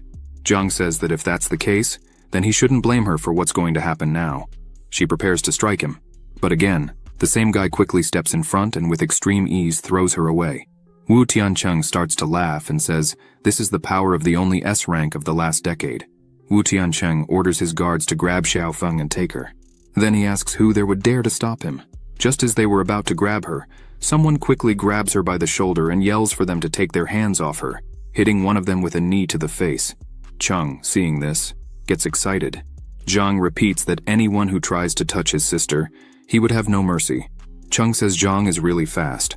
Wu Tiancheng asks if he's also a fighter from the magic domain. Zhang gets up and asks what Zhang's agility attribute is because he is very fast. Chung, seeing all this movement, thinks that he recently raised his agility points to 11, which is infinitely faster than the speed of an ordinary person, but Zhang's speed is still greater than his. Chung says he wants to introduce himself formally. Then he starts saying his name is Chung, a third-year high school student from Longhu. Chung asks Zhang's name, who replies that he is a third-year student from the 5th high school in Tianfeng City, and his name is Jung. Chung says he didn't expect both of them to be in the same year. Then, he suggests they should compare grades, but Jung turns away with his sister and says he's not interested. Chung doesn't like this attitude much. Jung notices something different, turns quickly, and breaks a bottle with a kick that Chung had thrown at him. Chung is surprised, saying Jung really is very fast. But unfortunately, if Chung didn't give permission, neither Jung nor his sister Feng would leave there. Jung shouts that Chung is extremely strong. The weight of his punch is at least 200 catties, so they should be very careful with him. Jung hears this and doesn't care, just asks his sister to step back a bit, that they would go home soon, as he was only going to beat Chung first. Chung says he was looking for an opponent of his level at the school in Jiangbei, but didn't find one. However, Chung says he is very lucky to have found Jung right there. Chung says he hopes Jung doesn't disappoint him. Suddenly, Chung jumps with terrifying speed to attack Jung. Jung, seeing this, gets worried, as apparently Chung was hiding his real power. This punch at this speed must weigh at least 1,000 catties, but Jang easily dodges Chung's attack. Jung thinks his strength is in speed, so he needs to use this as his main attack. Jung punches Chung, who defends with his arm. Chung says Jung is quite strong, but still not compared to him. But in the blink of an eye, Jung disappears from Chung's view, as he was moving with extreme speed. Then he appears behind Chung, and as soon as Chung notices, thinks this speed really is impressive. He manages to defend again with his arm. However, this time, he really feels the strength of the punch and starts to wonder how Jung is so fast. Jung disappears again with his speed, leaving Chung wondering how many agility points Jung must have to be so fast. Tiancheng, seeing the absurd speed of Jung, is shocked, as he didn't imagine that there was such a strong talent there, in such an insignificant place. Tiancheng thinks that this time he was very careless with his attitudes. Jung lands a punch on Chung's back, causing him to scream in pain as he is thrown forward. Panpan is surprised by this, and says she always thought Jung was just a very kind person. She really didn't imagine that he had such great strength hidden. Feng smiles, proud of her brother, and says he was just being modest. Jung continues to be apprehensive, watching the fight. Chung realizes he's not at the advantage he thought he would be, so he jumps and recomposes himself. However, he's feeling a strong pain in his arm, as he had defended twice with the same arm. Jung notices this and says that Chung could no longer lift his arm. Then, he asks if he really still wanted to continue. The two stare at each other for a while. Then, Tiancheng shouts and tells Chung that a wise man would know when to retreat, as they could fight again in the future. After all, this city is theirs. Moreover, they were facing a strong expert. Leaving now might be the best option. Chung starts to say he would remember this day and, especially, the name Zhang. The National Martial Arts examination would take place in 3 months. Chung emphasizes that once he is admitted to the Qing Martial Arts Academy, he would personally go after Zhang. Zhang smiles and says that's a coincidence, as he was also planning to enter the Qing Martial Arts Academy. Zhang says they might even be classmates there. Chung gets annoyed by Zhang's calmness and starts shouting that, although Zhang was an extremely fast person, his physical strength and spirit were below standard. Chung also highlights that Zhang's financial life was crap. As if it were good, he wouldn't let his precious sister work in places like that. However, Zhang remains very calm and smiling, asks Chung not to worry about him, but about his arm, which is completely injured. So as soon as the two are in the academy, Zhang asks Chung to give his best and go after him. Tiancheng starts to take Chung away. Even so, he turns around and asks where all this confidence comes from. All the people there start to celebrate and yell for them to disappear from there, because just by having money, they thought they were better than others. The people shouted for them never to forget this day, and to stop mocking their town for thinking there was no talent there. The slap in the face they received will be remembered for a long time. Zhang hugs his sister and says it's late, so they should go back home.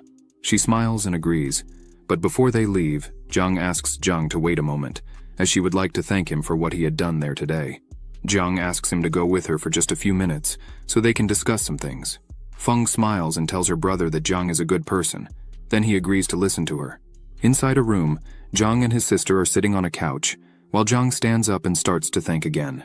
Then, she hands over a payment to Zhang of 500,000 and says that this is a demonstration of the gratitude she felt for what he had done that night. He not only defended his sister, but also brought glory to the city of Tianfeng. Zhang thinks that with this amount, he would no longer need to worry about rent, nor even about his sister's kidney. However, he says that as much as he needs money, he could not accept this money just like that. Zhang says she would be very clear there. As Zhang himself had seen before, she also had unfinished stories with Tian Cheng from the Tianxing group, and clearly Tian Cheng had brought Cheng there just to cause problems for the Yunding Club. So, this money is actually for Zhang to help her, because if he hadn't intervened today, things could have really gotten quite ugly. Feng turns to her brother, and with a very happy face, says that he should help Zhang. Zhang sighs and accepts the money, and says that if Cheng causes problems again in the future, then he would help. Then, Zhang and his sister stand up and say that if there was nothing more to be dealt with there, they would leave. Zhang thanks again and says she would ask her team to take the two to their home. Zhang says not to worry, as they would go by themselves. As soon as they leave the club, Zhang says he never wanted to see his sister there inside again, so she would not return there. Feng says she knew she was wrong, but the salary was very high. Zhang gets angry and yells, saying no matter how much the salary was, she should never step in there again. Then he asks if she understood. She tries to change the subject, saying he looked very strong fighting there inside. Then he cuts the topic, saying he doesn't want to know more about this subject. It's very late and tomorrow she had class, so they would immediately go back home so she could sleep and rest. The next day at school, Zhang was about to leave his classroom until he hears someone calling him, and as he turns, sees Yang jumping towards him, crying, saying that they might not have seen each other again, as yesterday he almost got kidnapped in the magical domain. Then, Yang hugs Zhang tightly and says that if Master Asura hadn't saved him yesterday, he probably could have been dead now. Zhang says that Yang was really lucky, but now he must let him go and continue what he was doing, because Zhang needed to go back to his house to cook for his sister. Yang leaves enchanted, saying that Master Asura was incredibly strong, so he would choose him as his new master. Zhang is a bit disheartened by this and thinks that Yang's memory was really good. In the corridor, Zhang meets another person who greets him. He introduces himself, saying his name is Hao, and that he had a question to ask Zhang. Then he asks if it had been Zhang who cleaned the martial arts room yesterday after training. Zhang thinks this is the guy who had awakened an A-ranking talent, and immediately remembers that he had left his punch number on the dynamometer, and thinks he might have seen it. Then he answers yes. Hao gets excited and asks if he had seen him use the dynamometer that night, but Zhang just says he hadn't seen anyone use it. Zhang looks directly at them and quickly starts to walk away, saying he had something important to do and couldn't be late. As he ran away from there, Zhang thought he needed to be more careful from now on, as it was not yet time to expose his talent. And by great luck, Hao hadn't seen that it had been him who used the dynamometer. But Hao watches Zhang as he walks away.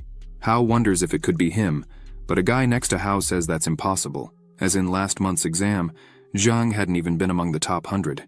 Hao says there's nothing to worry about now, as the truth will always come out in the National Martial Arts exam. Back at his home, Zhang watches television while his sister washes the dishes. On television, a news report starts saying that recently, a dangerous fugitive had escaped to the city. So, this report was a reminder from the city department for all citizens to stay in their homes, safe, and for students, the advice is to try to stay inside their homes during the night. And, if they see a suspicious person, they should immediately call the police. Zhang stands up and tells his sister that he would enter the magical domain, and, as she heard on television, things are not safe out there. So she should be a good sister and not leave the house this time. Feng says it's okay and she would stay inside. Then Zhang, without wasting time, returns to the magical domain. On the 3rd floor, he opens his system and thinks that although he got the Sky Devourer boss, he still had lost many beasts. At the moment, there are 5 vacancies. So Zhang decides that, before trying to advance further, he would fill the remaining 5 slots. Currently, Zhang has an elite dark wolf, a sky-devouring frog, a venomous spider, a lava turtle, and a violent rabbit. Zhang opens the magical domain guide again to check the monsters on the 3rd floor. On the 3rd floor, there are warrior goblin and launcher goblin.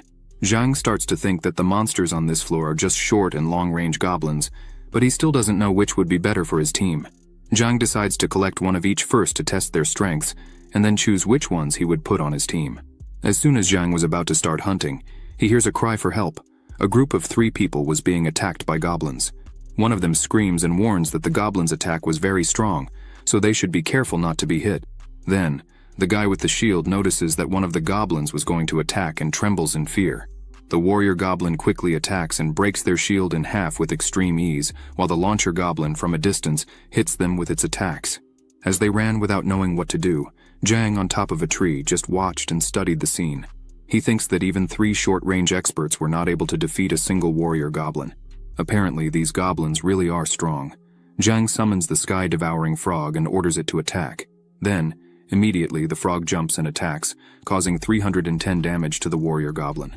Zhang is impressed with the power of the frog. Then he summons the lava turtle and asks it to join the battle. Immediately, the turtle appears and jumps in front of the warrior goblin, but the warrior goblin blocks the attack of the turtle. This leaves Zhang impressed, as he didn't imagine they could block attacks.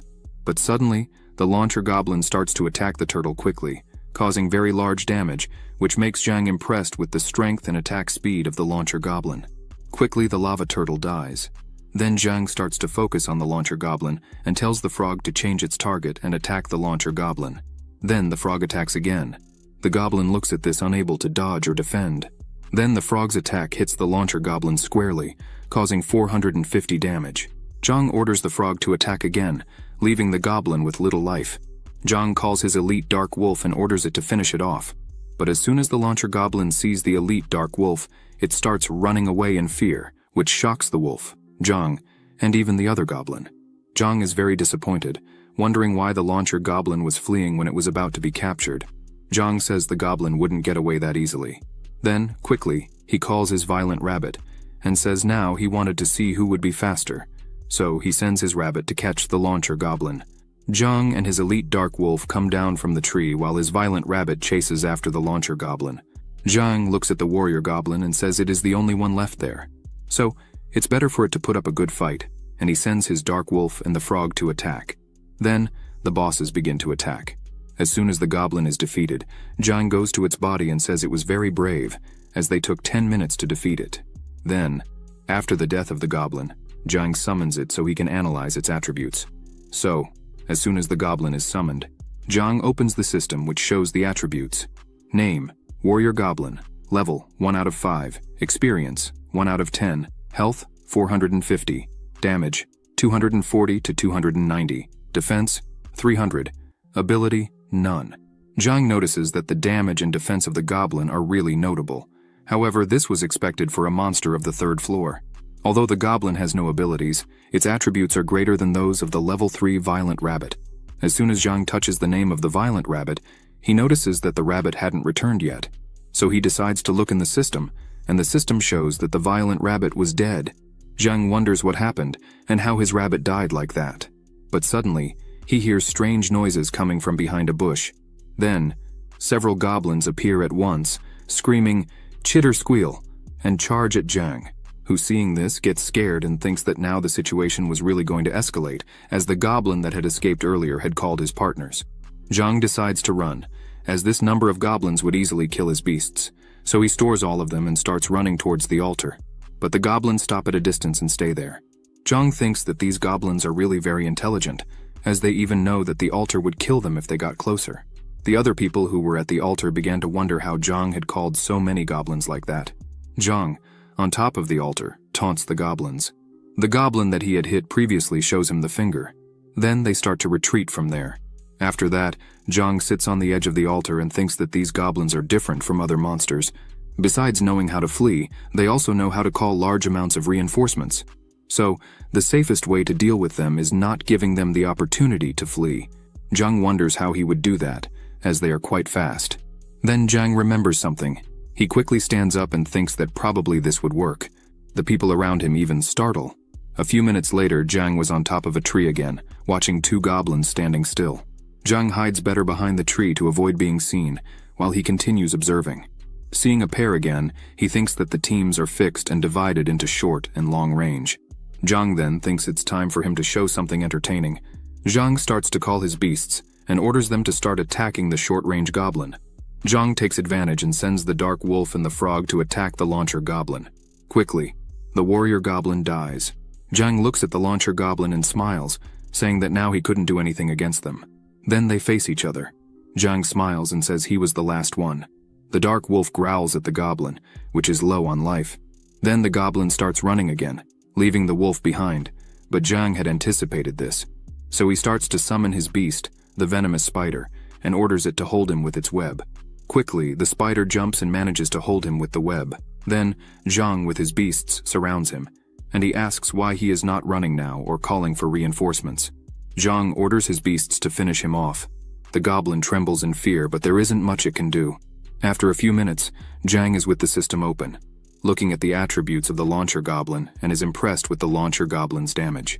The system shows the following attributes: name, launcher goblin, level, 1 out of 5, experience, 1 out of 10, health, 300, damage, 290 to 330, defense, 280, ability, none. Zhang says the attack of the long-range goblin is almost as strong as that of the dark wolf. No wonder their attacks hurt so much. After seeing the attributes of both goblins, Zhang decides that he would catch some more.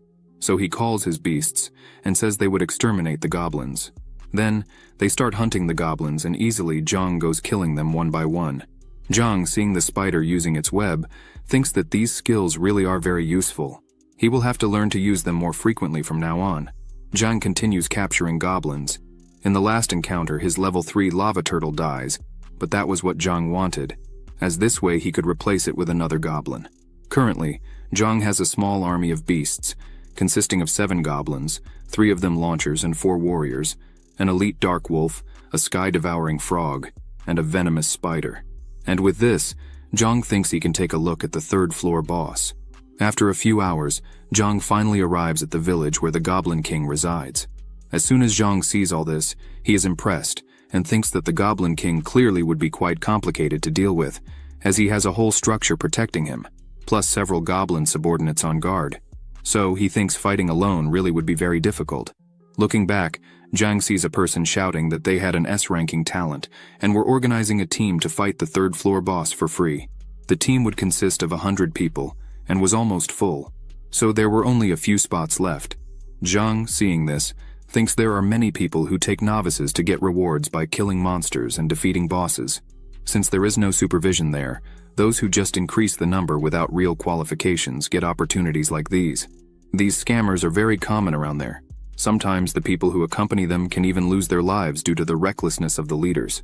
Zhang thinks they are just a bunch of fools, but the man with S-ranking talent calls Zhang and asks if he had any interest in joining his team, as there were still 5 spots available. The man says it's all for free, and that the items the monster drops would also be theirs, as he wouldn't want anything.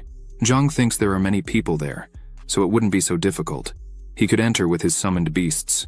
Then he turns and refuses the invitation, saying he would go alone.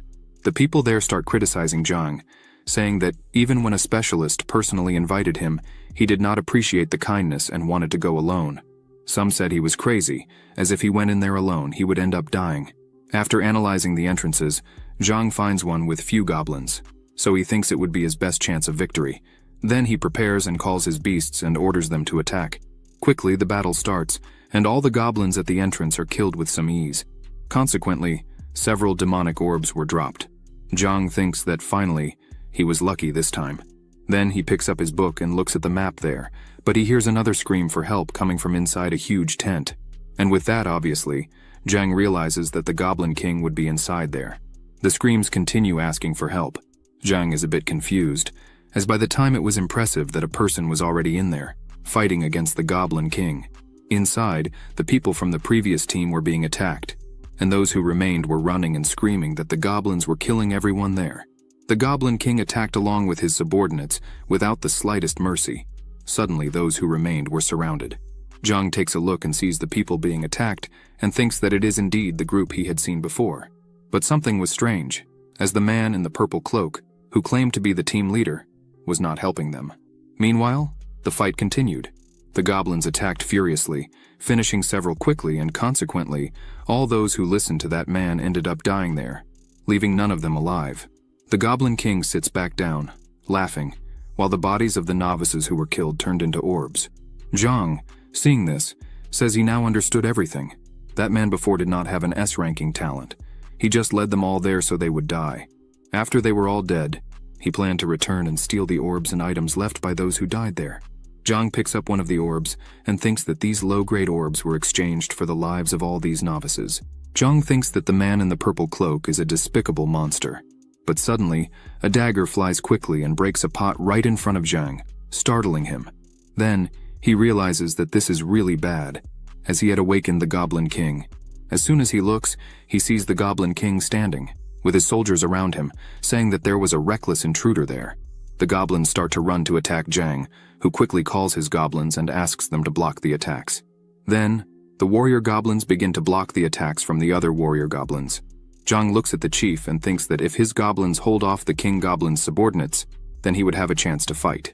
Then, without thinking twice, Jang starts to attack the goblin king, using his venomous spider to hold the king while he prepared to attack with his bow. Jang also sends some goblins to attack the king, who gets angry and screams that they were nothing much, and starts to spin rapidly, breaking one of the goblin's swords and killing one of them in just one hit. Jang is impressed with the goblin king's whirlwind fist ability, as it had absurd damage. Thanks to that then, Jang decides to attack from afar and prepares his launcher goblins and the sky-devouring frog and joins them and orders all to attack the goblin king together. Then, all of them attack at the same time. The goblin king just looks at the attacks coming his way. Then, the goblin king picks up his two swords and defends the attacks, saying that the intruder was reckless and therefore he should die. Jang is impressed again, as besides the strong attack, the goblin king could defend with the swords. Besides the fireball from the sky-devouring frog, he can block other physical attacks and weaken their damage by half. The king's subordinates continue attacking Jang, but quickly his goblins defend him from the attacks. Jang thinks that the damage and defense of the king are very high. His beasts would not last much longer if it continued this way. So, he starts to think about what he should do, but while thinking, someone grabs the dagger again and yells for Jang to die and hits him from behind, causing 399 damage in one hit. Jang turns with the wound and realizes that the one who attacked him was the man in the purple cloak. Jang finds it strange that he hadn't noticed this guy and calls him despicable. The man says that, even with a critical hit, Jang didn't die. Clearly, his attributes were remarkable. He adds, saying his talent is stealth. As long as he doesn't attack or take damage, he can remain invisible. He asks if that talent isn't really incredible. Jang responds that the talent is rubbish for fighting monsters and bosses, but for deceiving people, it was quite useful. And based on that, he did what he did with the novices. The man in the purple cloak says that's right, and that if it weren't for Jang, now he would be with another batch of demonic orbs, and therefore, he should die. At that moment, Jang was completely screwed, as behind him was the Goblin King, and in front, the man in the purple cloak. Both in front and behind there were enemies. Suddenly the Goblin King kills another one of his goblins, and the system notifies that another warrior goblin has been killed, leaving Jang a bit scared, pondering what he should do now since he was injured and surrounded. Jang thinks he cannot be defeated by this guy. He had to think of something. It was his duty. The man in the purple cloak laughs and asks if Jang really still intended to fight. Suddenly, Jang has an idea and calls his venomous spider and orders it to bind the man in the purple cloak. Jang says the man in the purple cloak is very inattentive. Quickly, Jang is standing, looking at the man in the purple cloak, who grumbles and asks if Jang really thinks he would escape just by binding him there on the ground, as the Goblin King was focused on Jang and not on him. Jang tells the man to shut up and says he wasn't planning to run. He just had to wait a bit and collect the corpse of the man in the purple cloak from the ground. Then, Jang calls all his beasts back, leaving the path clear for the Goblin King. The man, now trapped, asks if Jang was going crazy. As Jang runs from there, he tells the man not to be hypocritical now. Jang's plan is to remove all his beasts and get out of the field of vision of the Goblin King, thus leaving only one target for him to attack, namely the man in the purple cloak. The man becomes desperate, thinking he hadn't imagined he would fall into this trap. Thus, the king prepares to attack, but the man uses his ability, making the Goblin King stop and become a bit confused. While he was invisible there, he thinks he would never forget Jang's face, and that as soon as he escaped from there, he would go after him to the ends of the earth. By the man's count, there were 25 seconds left until the venomous spider's web would end, but Jang returns and stops right in front of them. This confuses the man. He wonders why Jang had come back there, what he was really planning. Jang smiles, takes his bow and arrows, and says he had figured the man would turn invisible. Then, Jang shoots an arrow that hits right in the man's chest, making him visible again. Then he screams, saying he was invisible. How did Jang hit him like that? But as soon as the man looks back, he sees that the king had noticed him again. Then the king, with eyes red with rage, returns to attack mercilessly, throwing the man to the ground who was trembling. The man says there were only 5 seconds left for the web to end, but suddenly another web is thrown at him, and the countdown starts at 60 seconds again. The man becomes furious, saying he would kill Zhang. Then Zhang starts to laugh and says he doesn't need to see the man, just the web was enough. Zhang prepares another arrow and tells the man to taste his own poison, as he used to watch all the novices die, one after the other without doing anything. So now it's his turn to be killed by the boss. Zhang hits another arrow into the man's belly, then the king prepares to attack again. The man, seeing his death approaching, screams and says that even if he dies there, he would not let Zhang get off scot-free from all this. Then the king strikes the man with all his strength, killing him. Zhang says he who sows the wind reaps the whirlwind. Zhang decides once and for all that he would defeat the king with everything he had. So he calls all his beasts again. Now only 2 goblins remained on the king's side, but there were several orbs scattered on the ground and some items as well. Then, Zhang starts to pick up some orbs and items. He ends up finding a glove named White Silk Gloves. It is of grade A, attributes. Damage plus 50, special abilities. None, durability. 100 out of 100. Zhang thinks this is pretty cool, as plus 50 damage points would definitely significantly improve his attack strength.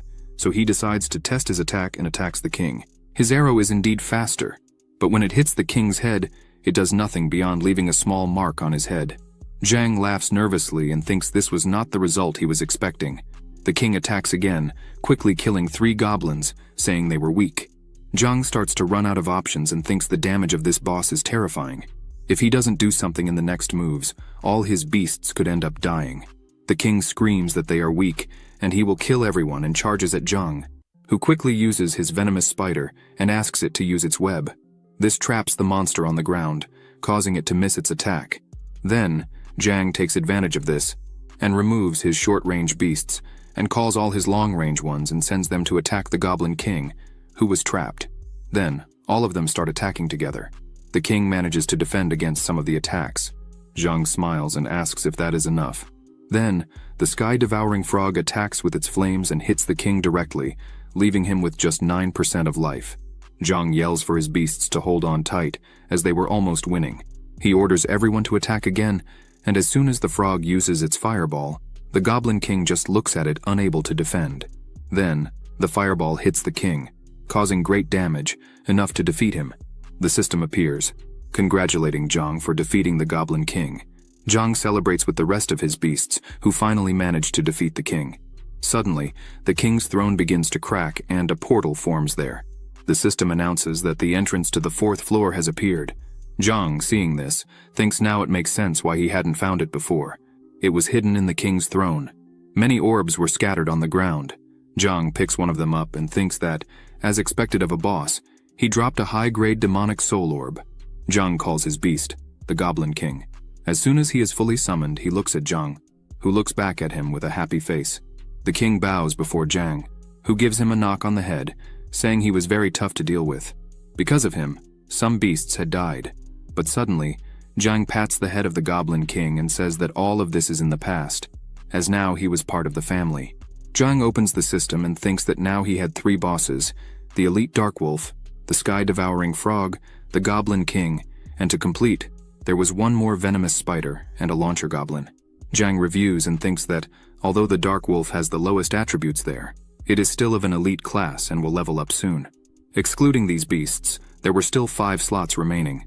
Zhang decides to go back and get 3 more warrior goblins and 2 launcher goblins.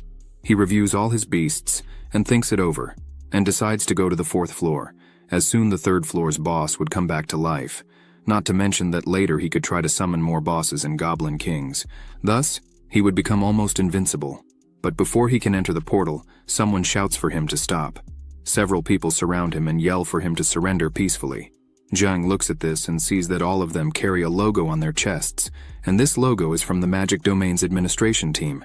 One of them asks where are the victims who joined Zhang's team, but he simply responds that he hadn't created any team, and possibly they were getting the wrong guy. The man points his sword and says that's a lie, as they had received a report that a person was posing as a specialist in deceiving novices. Right there, in 1 year, 3 cases were opened and hundreds of people died because of this. A woman takes the lead in the conversation and says they are the inspection team from the Magical Domain Administration. She says that Zhang wouldn't be able to escape. Therefore, he should throw all his weapons on the ground and follow them peacefully. Otherwise, he should not blame them for the consequences of his actions. She gets ready and aims her bow and arrows at Zhang, saying that it would be futile for him to try to move to the 4th floor, as they had also set a trap there. This is his last chance. If Zhang doesn't drop his weapons right now, they will attack. Zhang assesses the situation carefully. On their side, there are dozens of people, and by their appearance, and the fact they are a team from the magical domain, they are not ordinary fighters. Thus, if Zhang decided to fight, the chances of winning would be slim. Zhang drops his weapons and says he has no choice but to surrender because his day was not going well. But suddenly, a person from the back shouts, telling them to wait, because the person they were arresting was not the real culprit. Zhang is happy to see who it was, as it was the agent who had fought with him on the 3rd floor boss. This man is the section chief.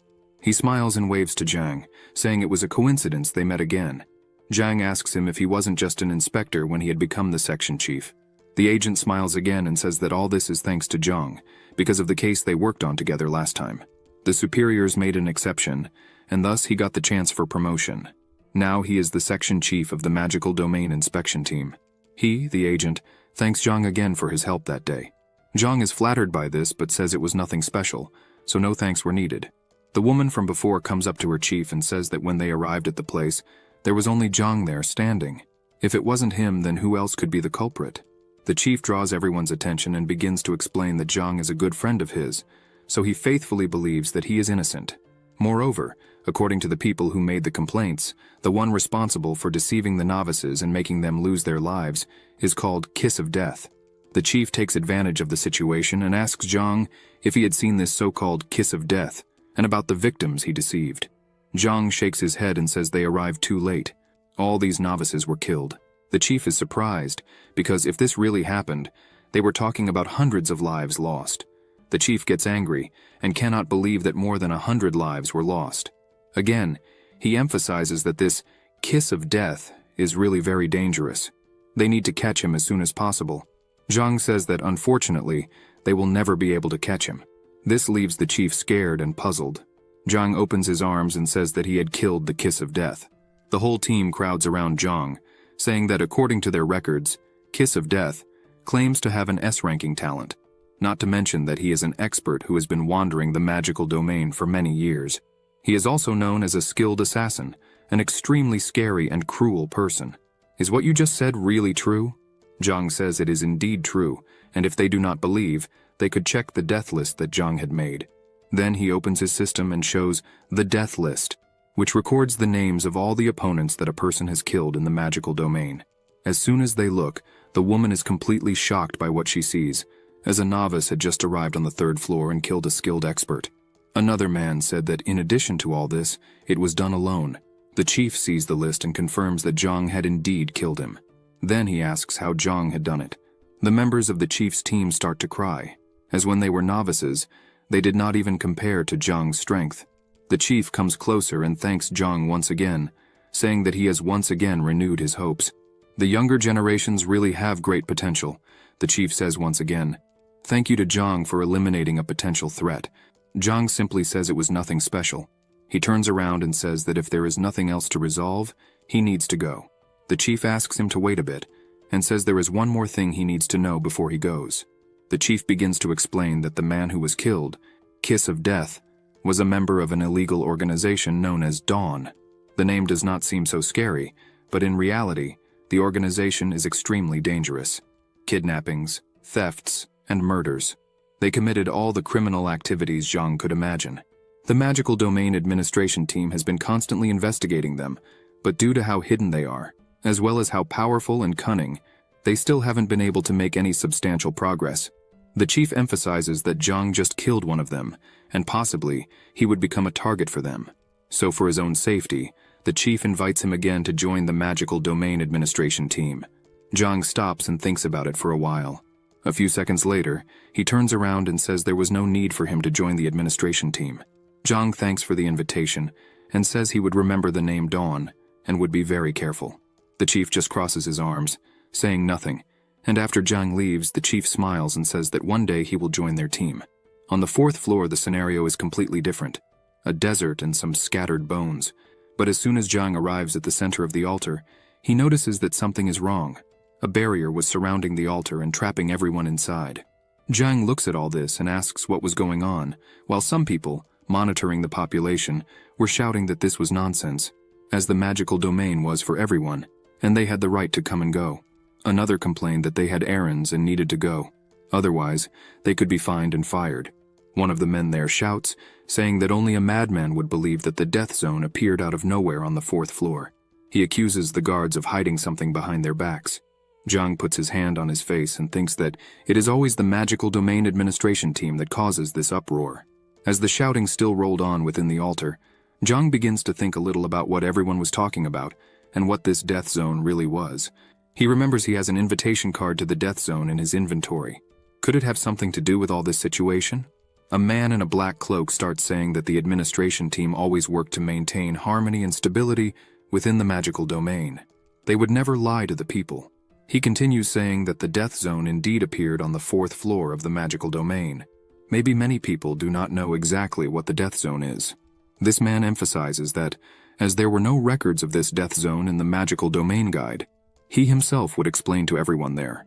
The so-called death zone is actually another dimension, and they have not yet been able to conduct deeper research on these dimensions. Within these dimensions, there are unknown monsters that have made several victims over time. The only precise thing they know is that it appears randomly on any of the floors of the magical domain, causing victims and problems wherever it goes. Thanks to this event called Death Zone, the 4th floor, currently, in terms of difficulty, compares with the 10th floor, and that is why they are prohibiting everyone from moving through the 4th floor. It is extremely dangerous. The man asks for everyone's understanding.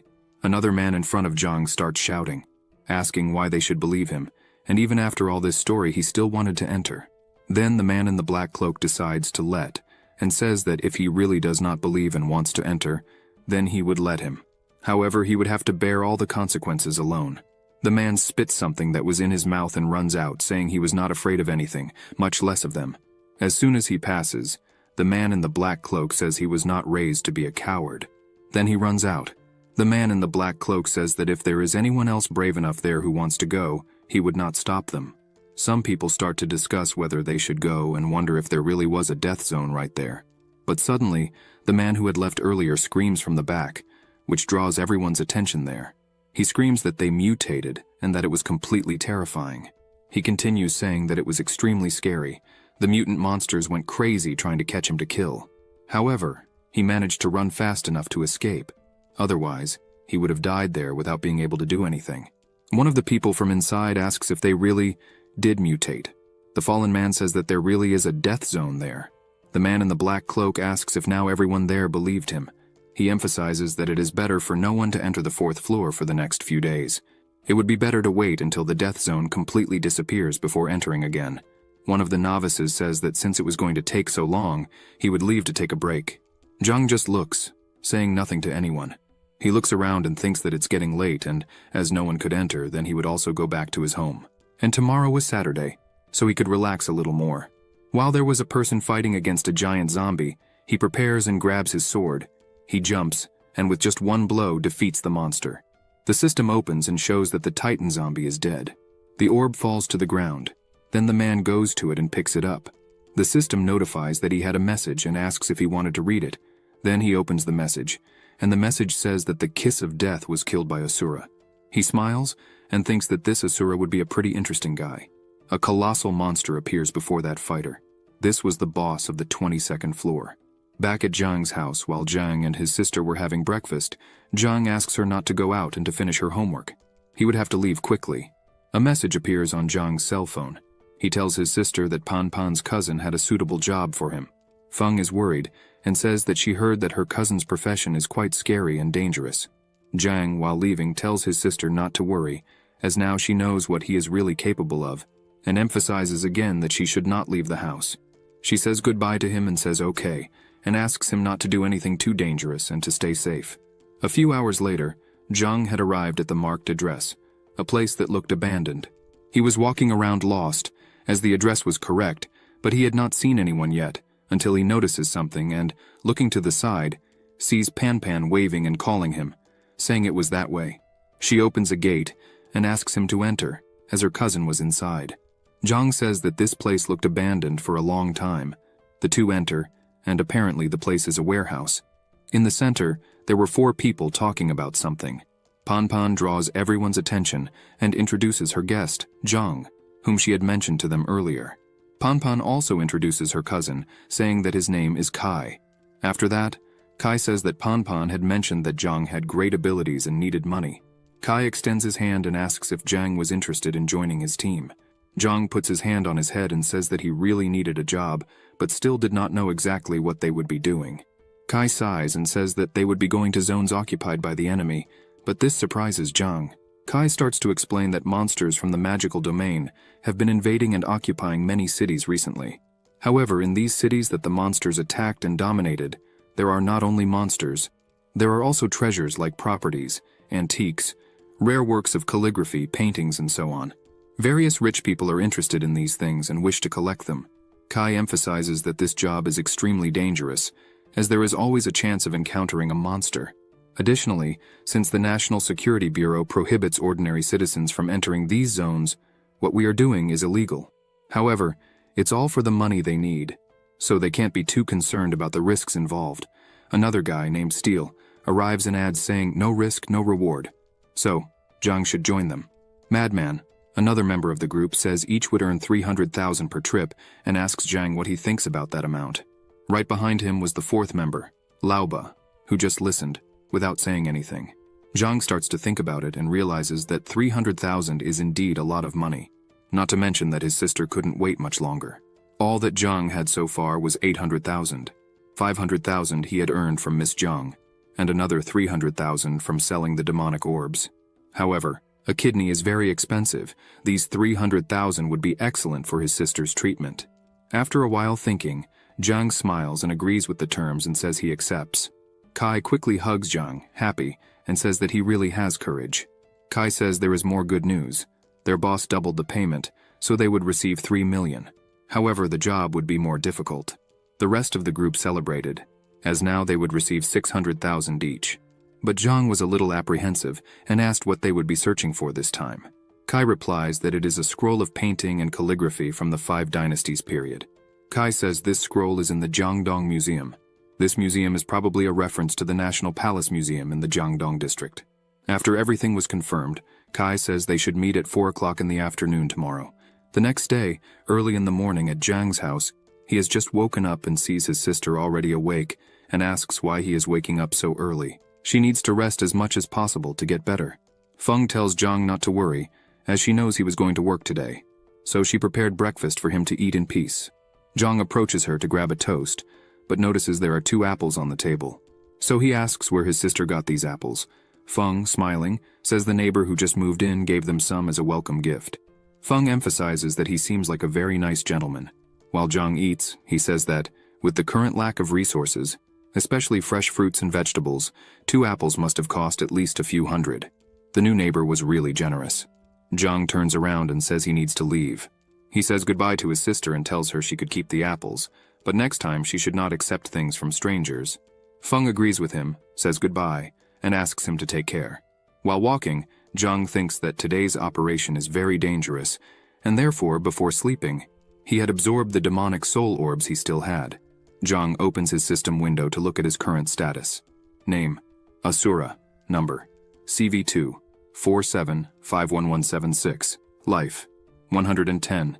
MP 120. Damage: 4-14, speed 15, attributes: strength 14, normal people have 10 points.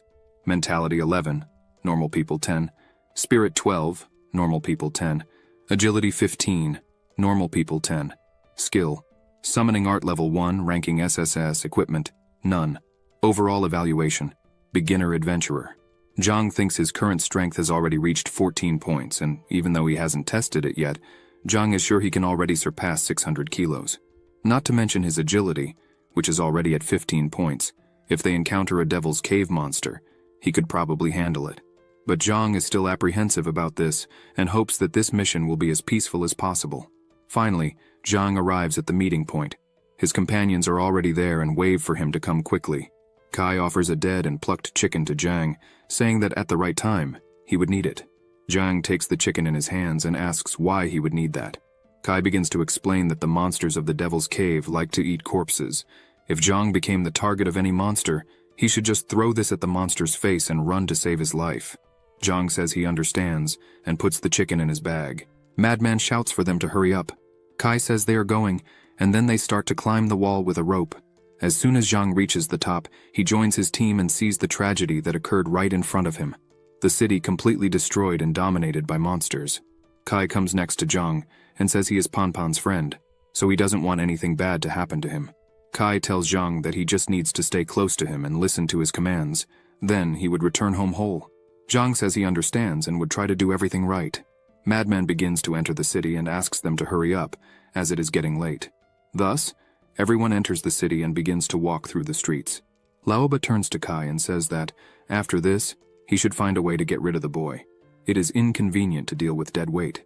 Kai responds that he was thinking about this as well. They reach a point that is all destroyed and with no exit. Kai smiles and says they have arrived. Zhang asks how they have arrived, if there is not even an entrance there. Kai looks forward and asks Madman if he had found anything. Madman, who is on top of some rubble, crouches down and finds a sign under some rocks pointing to the entrance. Kai says it is now time for Laoba to act. He gets ready and asks everyone to get out of the way.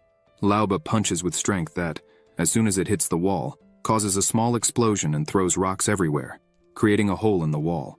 Kai looks at Zhang and says that Laoba is the strongest among them, and that his strength is currently at 12 points. Zhang thinks that, if he has 12 points, Laoba's strength is lower than his. They start entering through the hole in the wall. Kai warns everyone that the monsters of the Devil's Cave like to lurk in dark places. It is pitch black inside, so there could be monsters hiding there. Everyone must stay alert. They continue advancing through a corridor where there are human bone remains scattered around the corners until they find a door. Kai goes ahead and tries to open the door. After opening the door, they finally reach the main exhibition hall. Kai asks everyone to be very careful from then on. Kai starts to look at the paintings on the wall, searching for what they really came for. At the bottom of the paintings, there are some names marked, identifying each painting. After looking at this, Kai realizes that it is not what he really wants. Zhang finds a painting titled, "A Gift for the Prince," and asks if it is what they are looking for. Kai goes up to the painting and compares it with the image on his cell phone, and realizes it is exactly what they were looking for. Kai smiles and says they found it. He takes the painting off the wall and stores it in his bag. Everyone gathers. Madman laughs and says it was a great job. As soon as he receives the payment, he would go straight to a Yunding club to have fun. Zhang turns around and notices something wrong, and asks if they were not missing a person. Everyone starts to look around, and Madman asks where Steel is. Kai takes his phone and tries to contact Steel, but so far there was no response. Laoba starts to get irritated, asking how it is possible for someone to just disappear like that. Kai turns to them and says they could not stay there waiting, as it is very dangerous. Kai emphasizes that he left a message for Steel, and that they should head out first. But while they were talking, something was on the roof looking at them. Everyone starts running towards the exit. Zhang notices something and suddenly, something falls to the ground causing a cloud of dust. Kai turns around, startled, and says that, unfortunately, they ended up finding one. Zhang, not understanding, asks what was this thing that had fallen in front of them.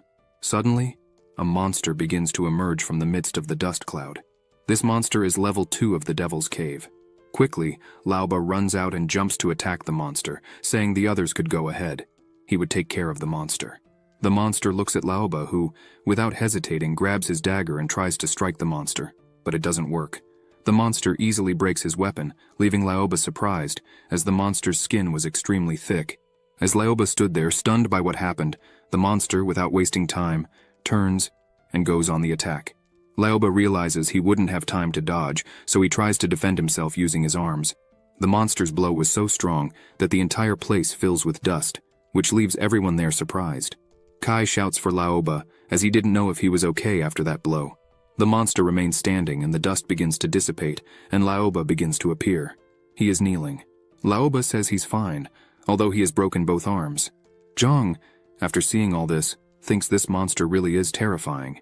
As Laoba weighs more than 120 kilos, and yet was thrown into the air with just one blow, the monster opens its mouth and makes a very loud noise, which completely frightens Zhang.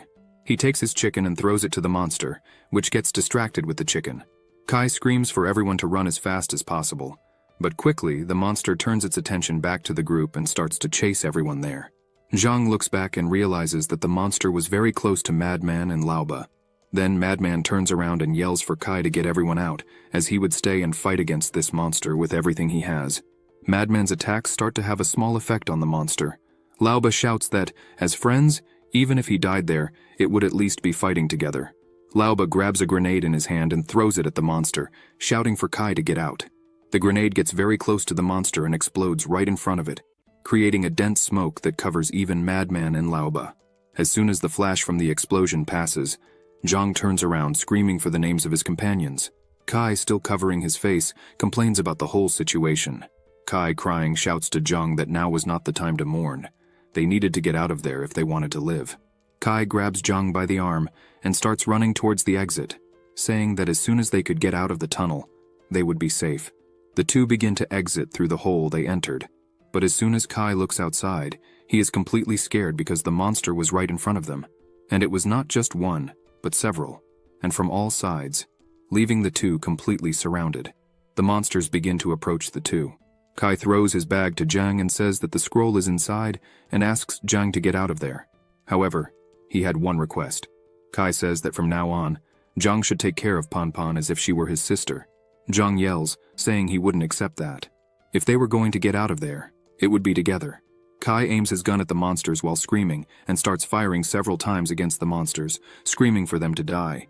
But this isn't being very effective against the monsters that continue to advance. One of them tries to hit Kai, who quickly jumps back, dodging the monster's blow. While Kai moves quickly, he grabs a grenade and throws it at the monsters, causing another explosion, covering his view. Suddenly, one of the monsters appears right behind him. Zhang screams for Kai to be careful, but the monster manages to hit him, throwing him far away, crashing hard against a rock. Kai is still awake but can't move properly. The monster comes running towards him. He wonders if this will really be his end. The monster jumps with everything to hit Kai, who is already hopeless as he can't move. Zhang starts to move quickly and gets in front of the monster in the blink of an eye, standing in front of Kai, who is surprised by this movement. Zhang, at that moment, is angry and yells, starting to move towards the monster. With just one punch, he throws the monster away. Kai, seeing this, is completely amazed and asks how Zhang is so strong, as with just a simple punch he threw the monster away. The monster starts to get up. Zhang looks at his hand and says that, even though this is not a big problem, he is still not used to fighting monsters with his own hands. Zhang points out that if several monsters decide to come all at once, they would have no chance of beating them all. Kai tells Zhang to stay calm, as the monsters from the Devil's Cave have an unusual habit. They do not kill the prey of another while that monster does not give up. The others would not attack. The monsters prepare again. Zhang turns to all of them and says that if that is the case, then it's fine by him. The monster screams and prepares to attack Zhang, who remains calm in front of the monster. He looks at the monster and says it really is strong. But is it fast enough? The monster gets angry and tries to hit Zhang, who jumps and quickly appears on top of the monster and yells for it to die while hitting a punch in the monster's face. One of the monster's eyes gets injured, and green blood begins to flow. The monster tries again to catch Zhang, who is right in front of him. Kai, seeing this, is quite relieved. He even praises Zhang, saying that all this is beautiful to watch. The monster still tries to do something, but simply falls in front of Zhang. He cleans himself and says that his attack was indeed quite risky, but he was fast enough. Zhang looks at his hand and thinks that was one down, now only 3 left. Zhang looks at them all and says that today, they would all be defeated, no matter what methods he needs to use. The monsters prepare, and one of them starts to advance towards Zhang. He prepares but suddenly feels something. Someone stepped on his shoulder. It was a woman with a flower tattoo on her arm. She delivers a strong blow to one of the monsters and stops among them. One of the monsters tries to attack her, but she jumps again and dodges the attack with some joy. She looks at the monster and lands another blow, resulting in a critical attack, breaking the monster's bones and throwing it away. Zhang sees her movements and thinks she is extremely strong. Her kick easily reaches 2,000 caddies. She stops in front of Zhang and calls him. Zhang tries to say something, but a car appears just in time and stops in front of him. This woman asks him and his friend to get into the car quickly. Zhang agrees and picks up Kai by the arms while the woman pushes one of the monsters that was near away. The man inside the car calls the woman to get into the car as well, because another group was approaching. She agrees and comes running to the car. As soon as everyone is inside the car, she yells to get out of there quickly. Then, they engage the gear and accelerate the car quickly, getting out of there as fast as possible. Several monsters are left behind, trying to catch the car, but they can't. Jiang looks back and sees a monster trying to hit the car, but the car manages to pass them without much difficulty. The man driving the car says they cannot head for the city wall, as there are too many monsters behind them. If that number reaches the wall, they could invade Tianfeng, and that would be terrible. The woman thinks a little about this. She looks back and tells Zhang and Kai to do something instead of just watching. Zhang turns around without understanding much of what is happening. The woman begins to open the sunroof of the car and says that if they don't want to die, then they need to help.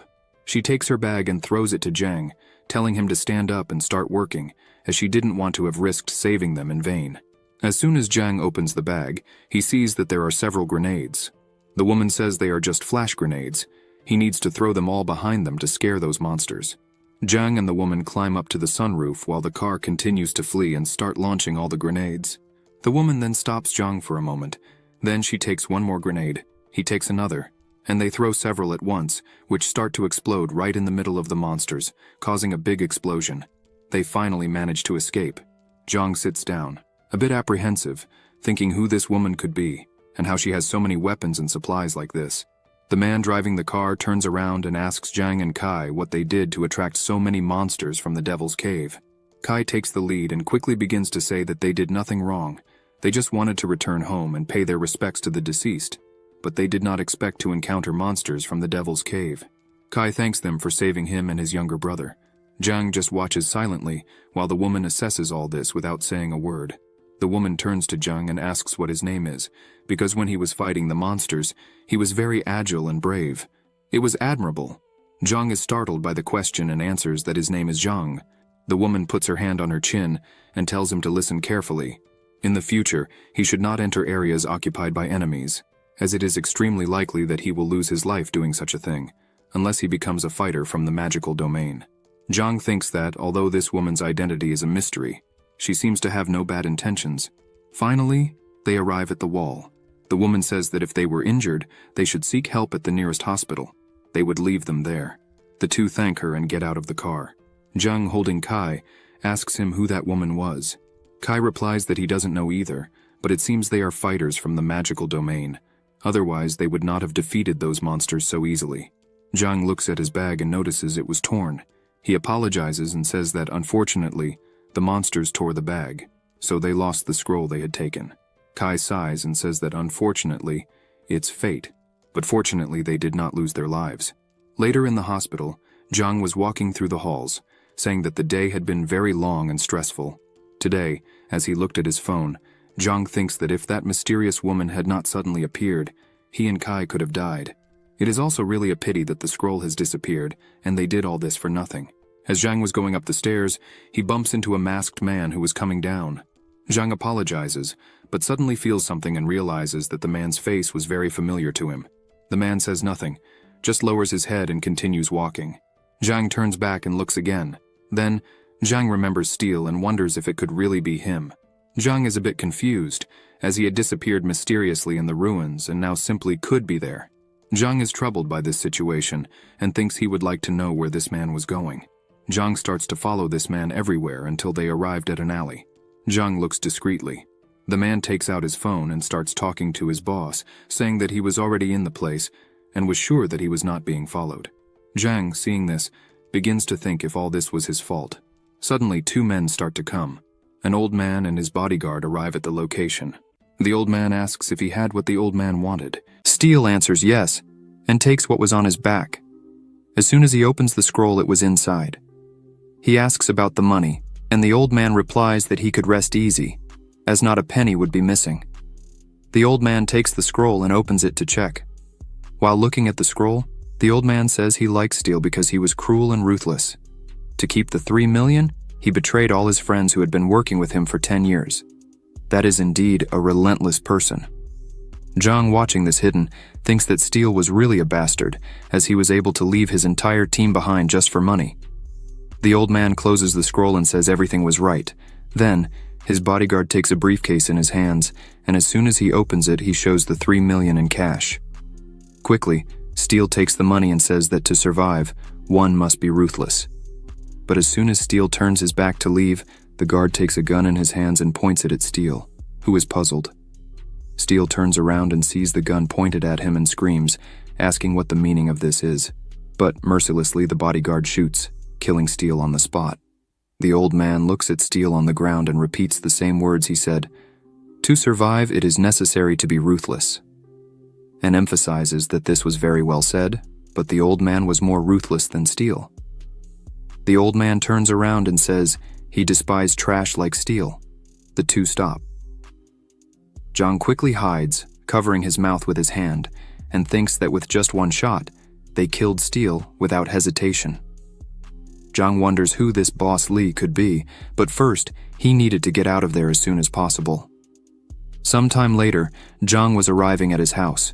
His sister runs outside. Jang was nervous and sighing. His sister smiles and waves at him, asking how his day at work was. Jang gets close to her and asks them not to lie about it, as it was really a big story. First, they should enter their house.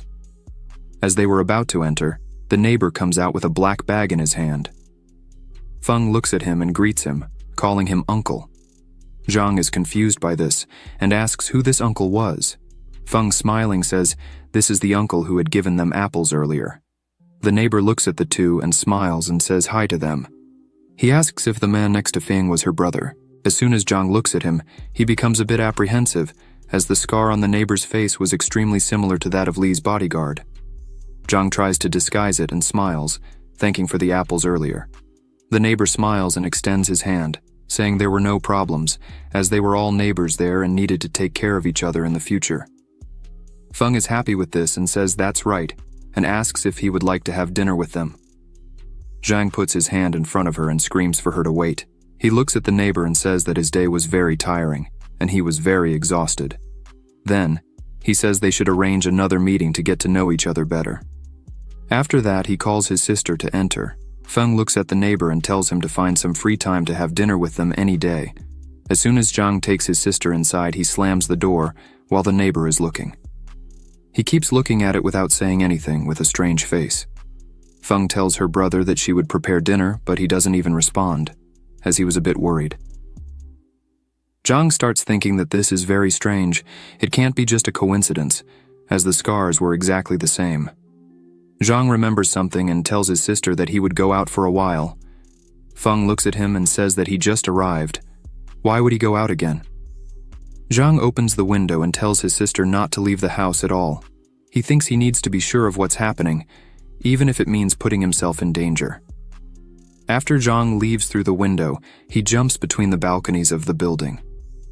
As soon as Jang arrives at his neighbor's balcony, he realizes that there are ashes scattered on the floor, but as his agility was at 15 points, it would be easy to avoid it. Jang opens the window of his neighbor, thinking that an ordinary person would not put ashes on their balcony. Quickly, Jang enters the room and sees only a simple bed. This makes him think that this guy is definitely not an ordinary neighbor, as putting ashes on the balcony and such minimalist decoration is not common to see around. Jang crouches down and looks under the bed, finding a hidden box. As soon as he opens the box, he realizes that there is a paper inside, along with some other things. As soon as he picks up the paper, he realizes it is a fighter authentication certificate from the magical domain. The certificate said, "Huang, congratulations on passing the first order of the magical domain fighter evaluation. This certificate is issued hereby." Jang gets nervous when he sees this because now he was sure of what he was thinking. Indeed, his neighbor was the man who was in that alley. Jang thinks he is pretending to be a good neighbor and rented a room next to his. What is he really planning? Suddenly, someone makes noise from the other side of the door. Jang turns around in fright as Huang opened the door, yelling for him to get out of there. But as Jang had realized earlier that someone was opening the door, he hid under the bed. However, Huang continued at the door, yelling for him to come out quickly. Zhang hopes Huang thinks he escaped through the window, because if he really found him there, Zhang would have to face him alone. Huang starts to smile and, with a gun in his hand, he starts to enter the room. Zhang still continues under the bed, sweating cold. Huang, while walking through the room, tells Zhang to come out. Then Huang points the gun and says he knew he was there. This puts Zhang in panic. as Huang knew he was there. Huang was a good fighter and was still armed. The clock starts to approach 8 o'clock and suddenly the clock alarms, leaving Zhang not knowing what to do. Huang, with a cold look, smiles and says he found him. Zhang freezes in fear. Huang turns his gun to the noise of the clock and fires, but the clock started to open the portal, and as soon as the shot was going to hit Zhang, a blue glow lights up the entire room. Huang closes his face and analyzes all this. Suddenly, he kicks the bed up and realizes that Zhang was no longer there. He crouches down and picks up the bullet that was on the ground. He analyzes the bullet and sees that there was no blood on the bullet. Then Huang realizes that the magical domain opens at 8 o'clock, probably Zhang had gone there. Huang smiles and says he would stay there waiting for him to return with a killer face. He drops the bullet on the ground, smiling. Meanwhile, Zhang is in the middle of the portal. Some system screens start to appear for him. Zhang thinks that surely his neighbor would be waiting for him to return, and he could not stay there forever, because after 12 hours he would run out of stamina and would be forced to return. Zhang keeps thinking about what he could do. The system window opens and says, "Welcome to the magical domain. To which floor would Zhang like to go?" Zhang thinks he needs to get much stronger in these 12 hours, otherwise he will have no chance against that guy. So, he chooses the 4th floor. As soon as he enters the 4th floor, he realizes that the 4th floor is still being controlled, and thinks that maybe the death zone had not disappeared from there yet. This is really complicated because with this, Zhang could not leave the altar and consequently would not get stronger. 2 people were talking about the death zone. One of them says that the management team said that the death zone would end soon. The other, a little annoyed, says that he had been waiting for more than 10 hours and nothing yet. They continued to talk, asking each other how the situation was, if anyone had any new news about the death zone. A group of people next to Zhang starts to comment on the subject. One of them says that the death zone can only disappear after its boss is defeated, and it seems a lot of powerful people are preparing to enter the death zone. Another man says that from what he heard, only those who have an invitation to the death zone can enter it. Another says that's right, only the bosses receive the invitations, and it's quite difficult to get, because out of every 100 bosses, only one receives the invitation. The man emphasizes that they, who are novices, should not think about it. As much as the rewards of the death zone were very good, it still isn't worth the risk, because the death zone is a very dangerous place. That's why he wouldn't care if he got an invitation. Zhang opens his inventory and takes his invitation in hand. The system shows that the death zone invitation is grade C. It is used to enter the death zone, and can be used only once. Zhang looks at the invitation and has an idea. A notification appears for him, saying that the death zone was already open and asking if he would like to enter. Zhang thinks of all the monsters he has defeated, and all the other floors he has passed. It made no sense for him to go back now, not to mention that he couldn't even leave the 4th floor. And on top of all that, there was his neighbor, who was a fighter waiting to kill him on the other side of the gate. So he had no choice. Zhang presses the yes option and decides to use his death zone invitation. The system updates and says that the use was successful. Zhang will enter the death zone in 3 seconds. The system asks him to get ready. A countdown begins. At 3, energy begins to envelop the invitation. At 2, the energy begins to envelop Zhang. At 1, a glow starts below his feet. The system announces that he is entering the death zone. Suddenly, he is thrown into a place where everything is red, a destroyed city, bats everywhere. In front of him, there was a group of people. He looks at all this and wonders what could have happened there. Zhang was confused and wondering if the magical domains were intersecting, as there were people from other countries there. Suddenly, a hand touches Zhang's shoulder, calling him. As soon as he turns around, he is surprised, because who was there was Yue Ying. She was all happy because she had finally found him. Yue Ying says that last time, he had saved her life, and since then, she has been looking for him to return the favor, but she never found him. She really didn't expect to find him right in the death zone. Liu asks if Zhang really saved her with the elite sober wolf last time. Yue Ying goes near Zhang and says that's exactly it. Zhang had saved her life that day. Zhang nods at them and says it was nothing. They don't need to mention that day. Yue Ying introduces her companions. The first man in a black cloak is her uncle Liu, known as Killing the Wind. The young man behind him is Yue Ying's younger brother, known as a Midsummer Night's Dream. Liu crosses his arms and says that Feng really had courage, as he came to the death zone alone. Liu points out that this place is completely different from the magical domain, as there are many scary monsters and many foreign adventurers. There are always situations where people fight for monsters and items, and that's why Zhang shouldn't be alone. Liu extends his hand and asks Zhang to join them. Yue Ying's brother says that this is really a great choice, as his uncle Liu is an adventurer ranked as excellent, so certainly Zhang would be safer if he went with them. As soon as Zhang hears that he is ranked as excellent, he is surprised, because according to the Magical Domain Guide, the skill ratings of an adventurer are as follows: novice, proficient, powerful, and maximum level. This man Liu is ranked as excellent. He doesn't seem to be weak. Zhang thinks for a moment and says it's his first time coming to a death zone, and it really is quite dangerous. They shake hands and say it's their first time there, so it would be really good if they stayed together. Liu holds Zhang by the shoulders and says he is liking Zhang more and more, because in addition to being brave and strong, he is not arrogant. Yue Ying just smiles beside them. Yue Ying looks at Zhang with a happy face and thinks that she was afraid he would refuse the invitation, because if that happened, she wouldn't be able to return the favor. Zhang opens his system and forms a group with them. Liu says that now, officially Zhang was in the group, so they should talk about their skills one by one so they could help each other in the future in case a problem arose. Zhang agrees with this, saying that Liu was right. Liu holds his sword and says his talent is ricochet. Suddenly, a monster attacks them. Liu looks at the monster and strikes it with his sword, throwing it away. The monster falls to the ground. The system announces that the ricochet talent can push the target 10 steps back while stunning it for 30 seconds. A Midsummer Night's Dream says his talent is illusion. With it, he can create an illusion of the target for an hour. He begins to conjure his energy in his hand, concentrates, and creates an illusion of himself. However, this illusion cannot fight. Yue Ying says her talent is Light Slash. She says that Zhang probably saw it last time they met. She asks what his talent was. Zhang feels a little apprehensive but thinks that sooner or later people would end up knowing his talent, so there was no problem in saying it there. So, he starts to say what his talent is, and a glow starts around his body.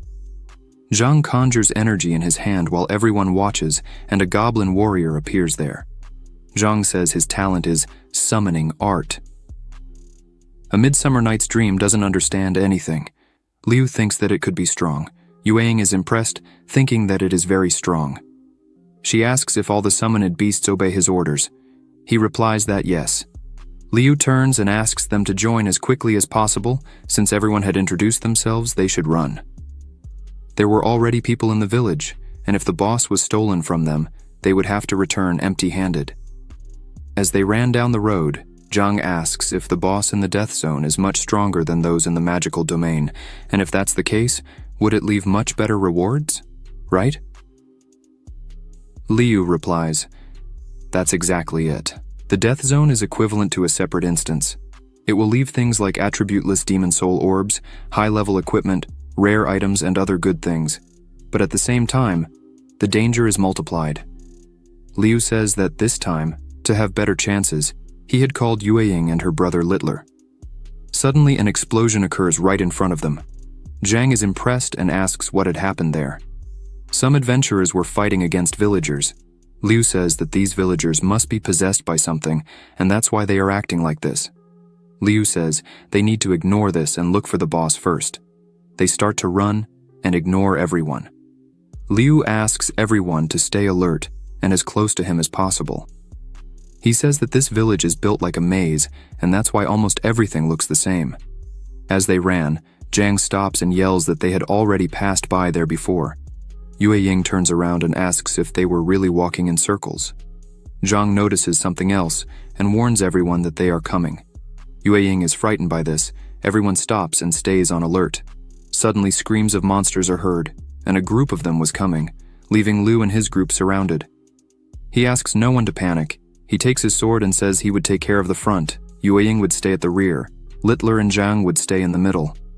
They would fight while moving, so they couldn't lose focus because of the monsters.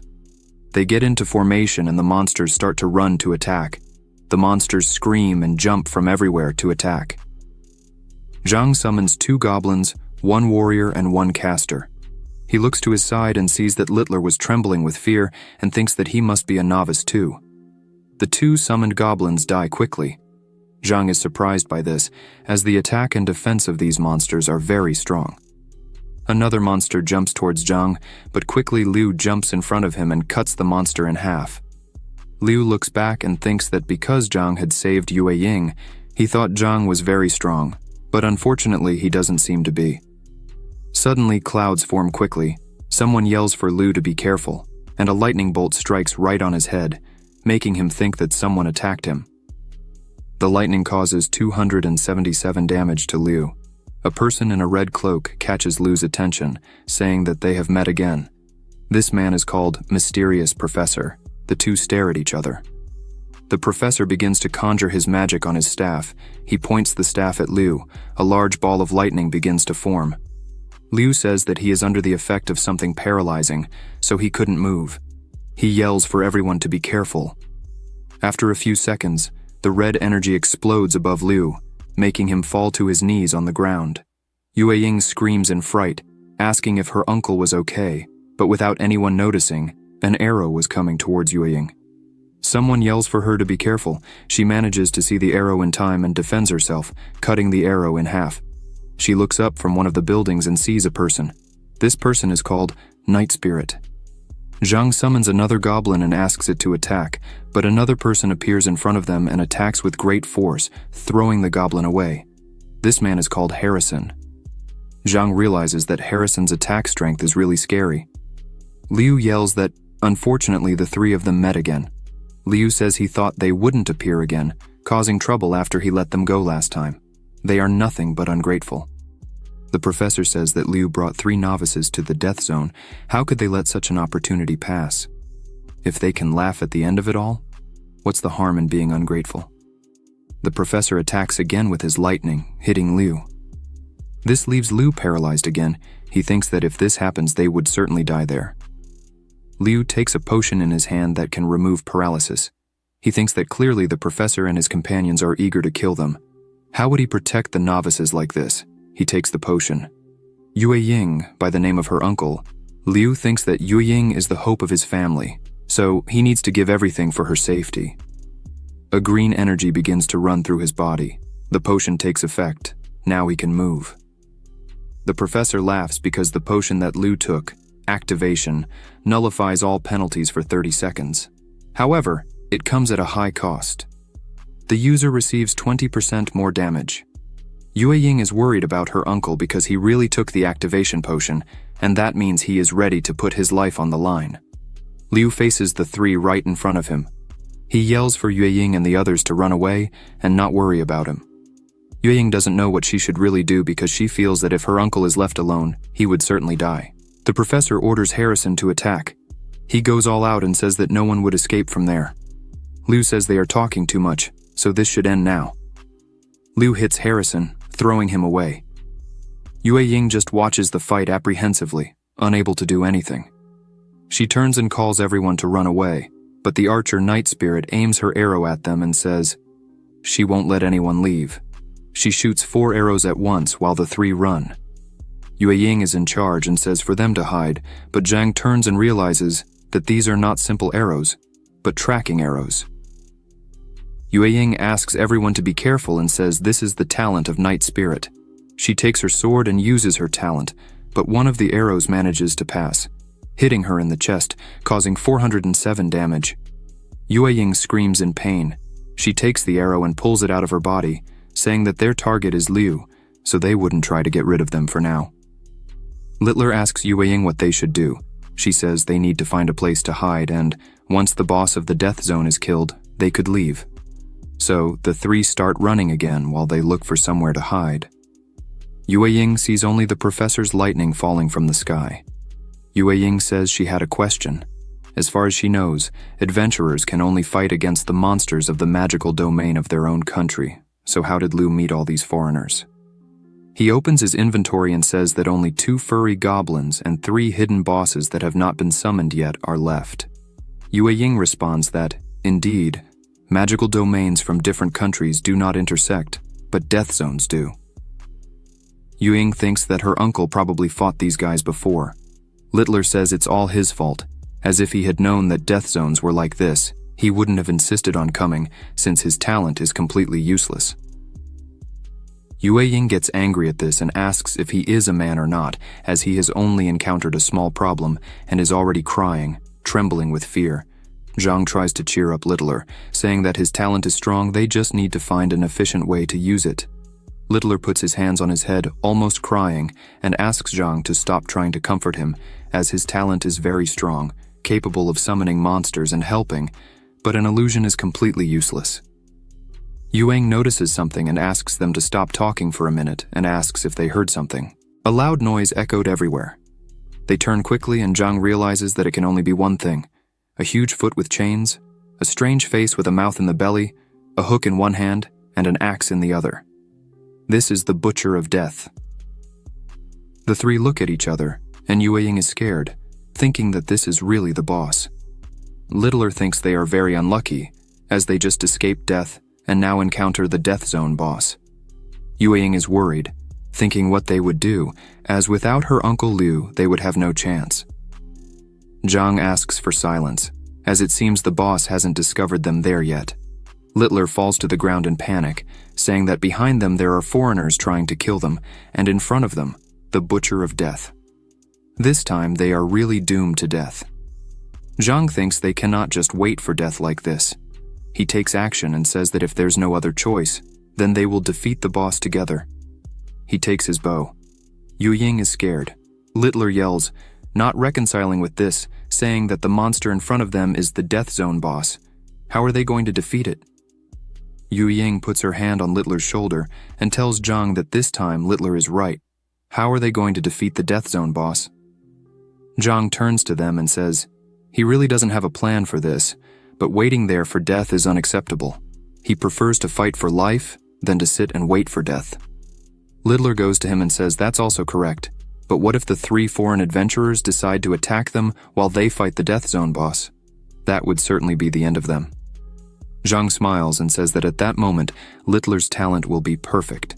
Littler doesn't understand and asks how his talent would help with anything. Meanwhile, the professor and his companions were nervous, as Liu had a random teleportation scroll. They would never have predicted such a thing, as that thing is really expensive. As far as they remember, it cost tens of thousands on the platform. Liu is really a very rich guy. Night Spirit, while picking up one of the orbs on the ground, says that Liu was very lucky this time, as she could have taken her revenge tonight. The professor asks her not to feel bad like that, as Liu fled with only 10% of his life. If he is unlucky enough to have teleported to a place surrounded by monsters, he certainly wouldn't come out alive. Night Spirit smiles and thinks it would be even better if he fell straight into the boss. Harrison laughs and says that would be excellent.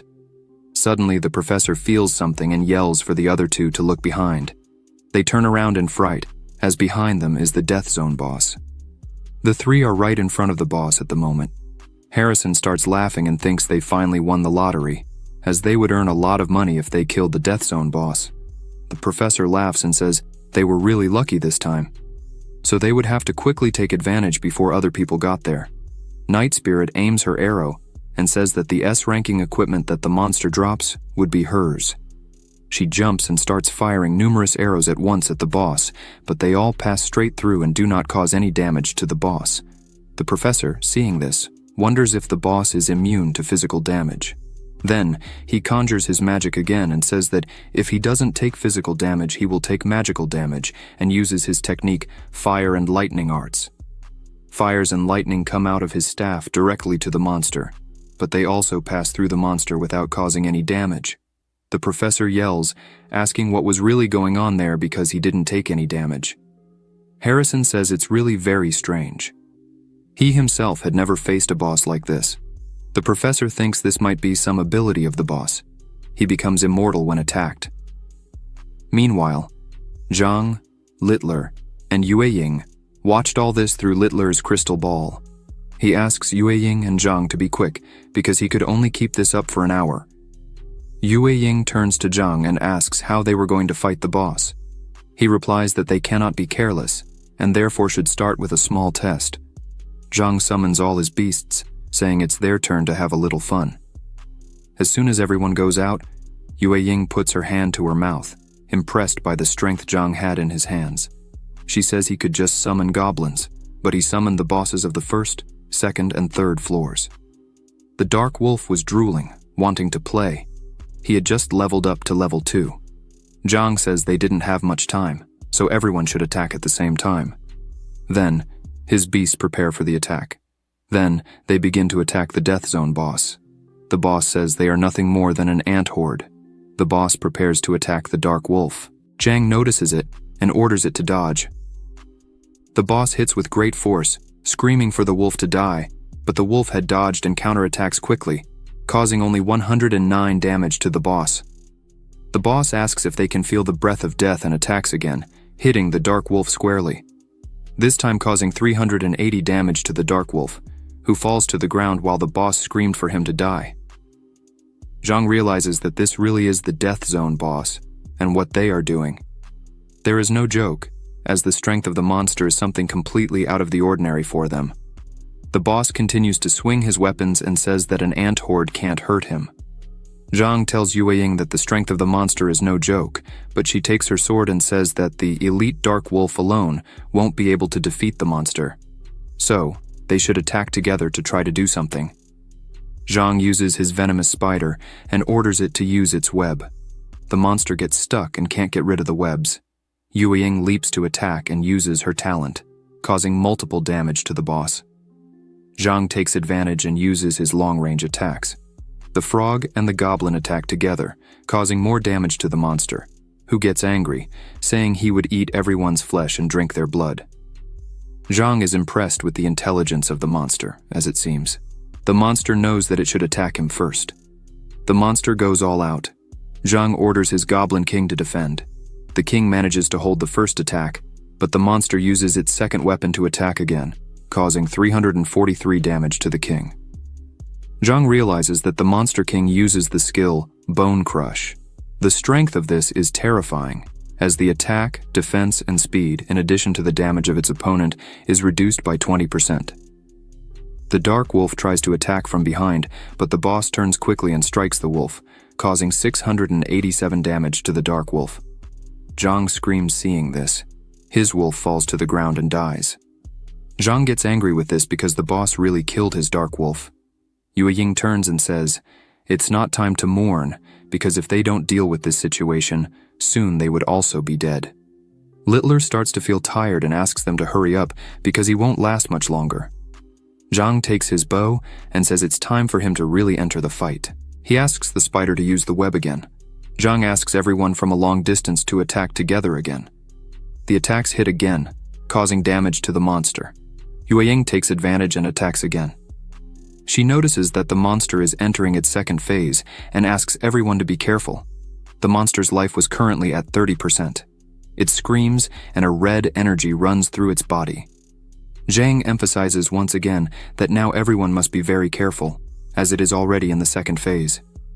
Suddenly, the monster starts to run, and the two wonder what is going on there. Zhang wonders why it is running away like that. The monster reaches some dead monsters and says it needs to eat meat and starts eating, and its life begins to heal little by little. Yue Ying, seeing this, thinks that now they are really screwed. Zhang can't believe that the monster is really healing by eating meat. If you enjoyed this video, subscribe to the channel, hit the bell icon, and like the video. Thank you.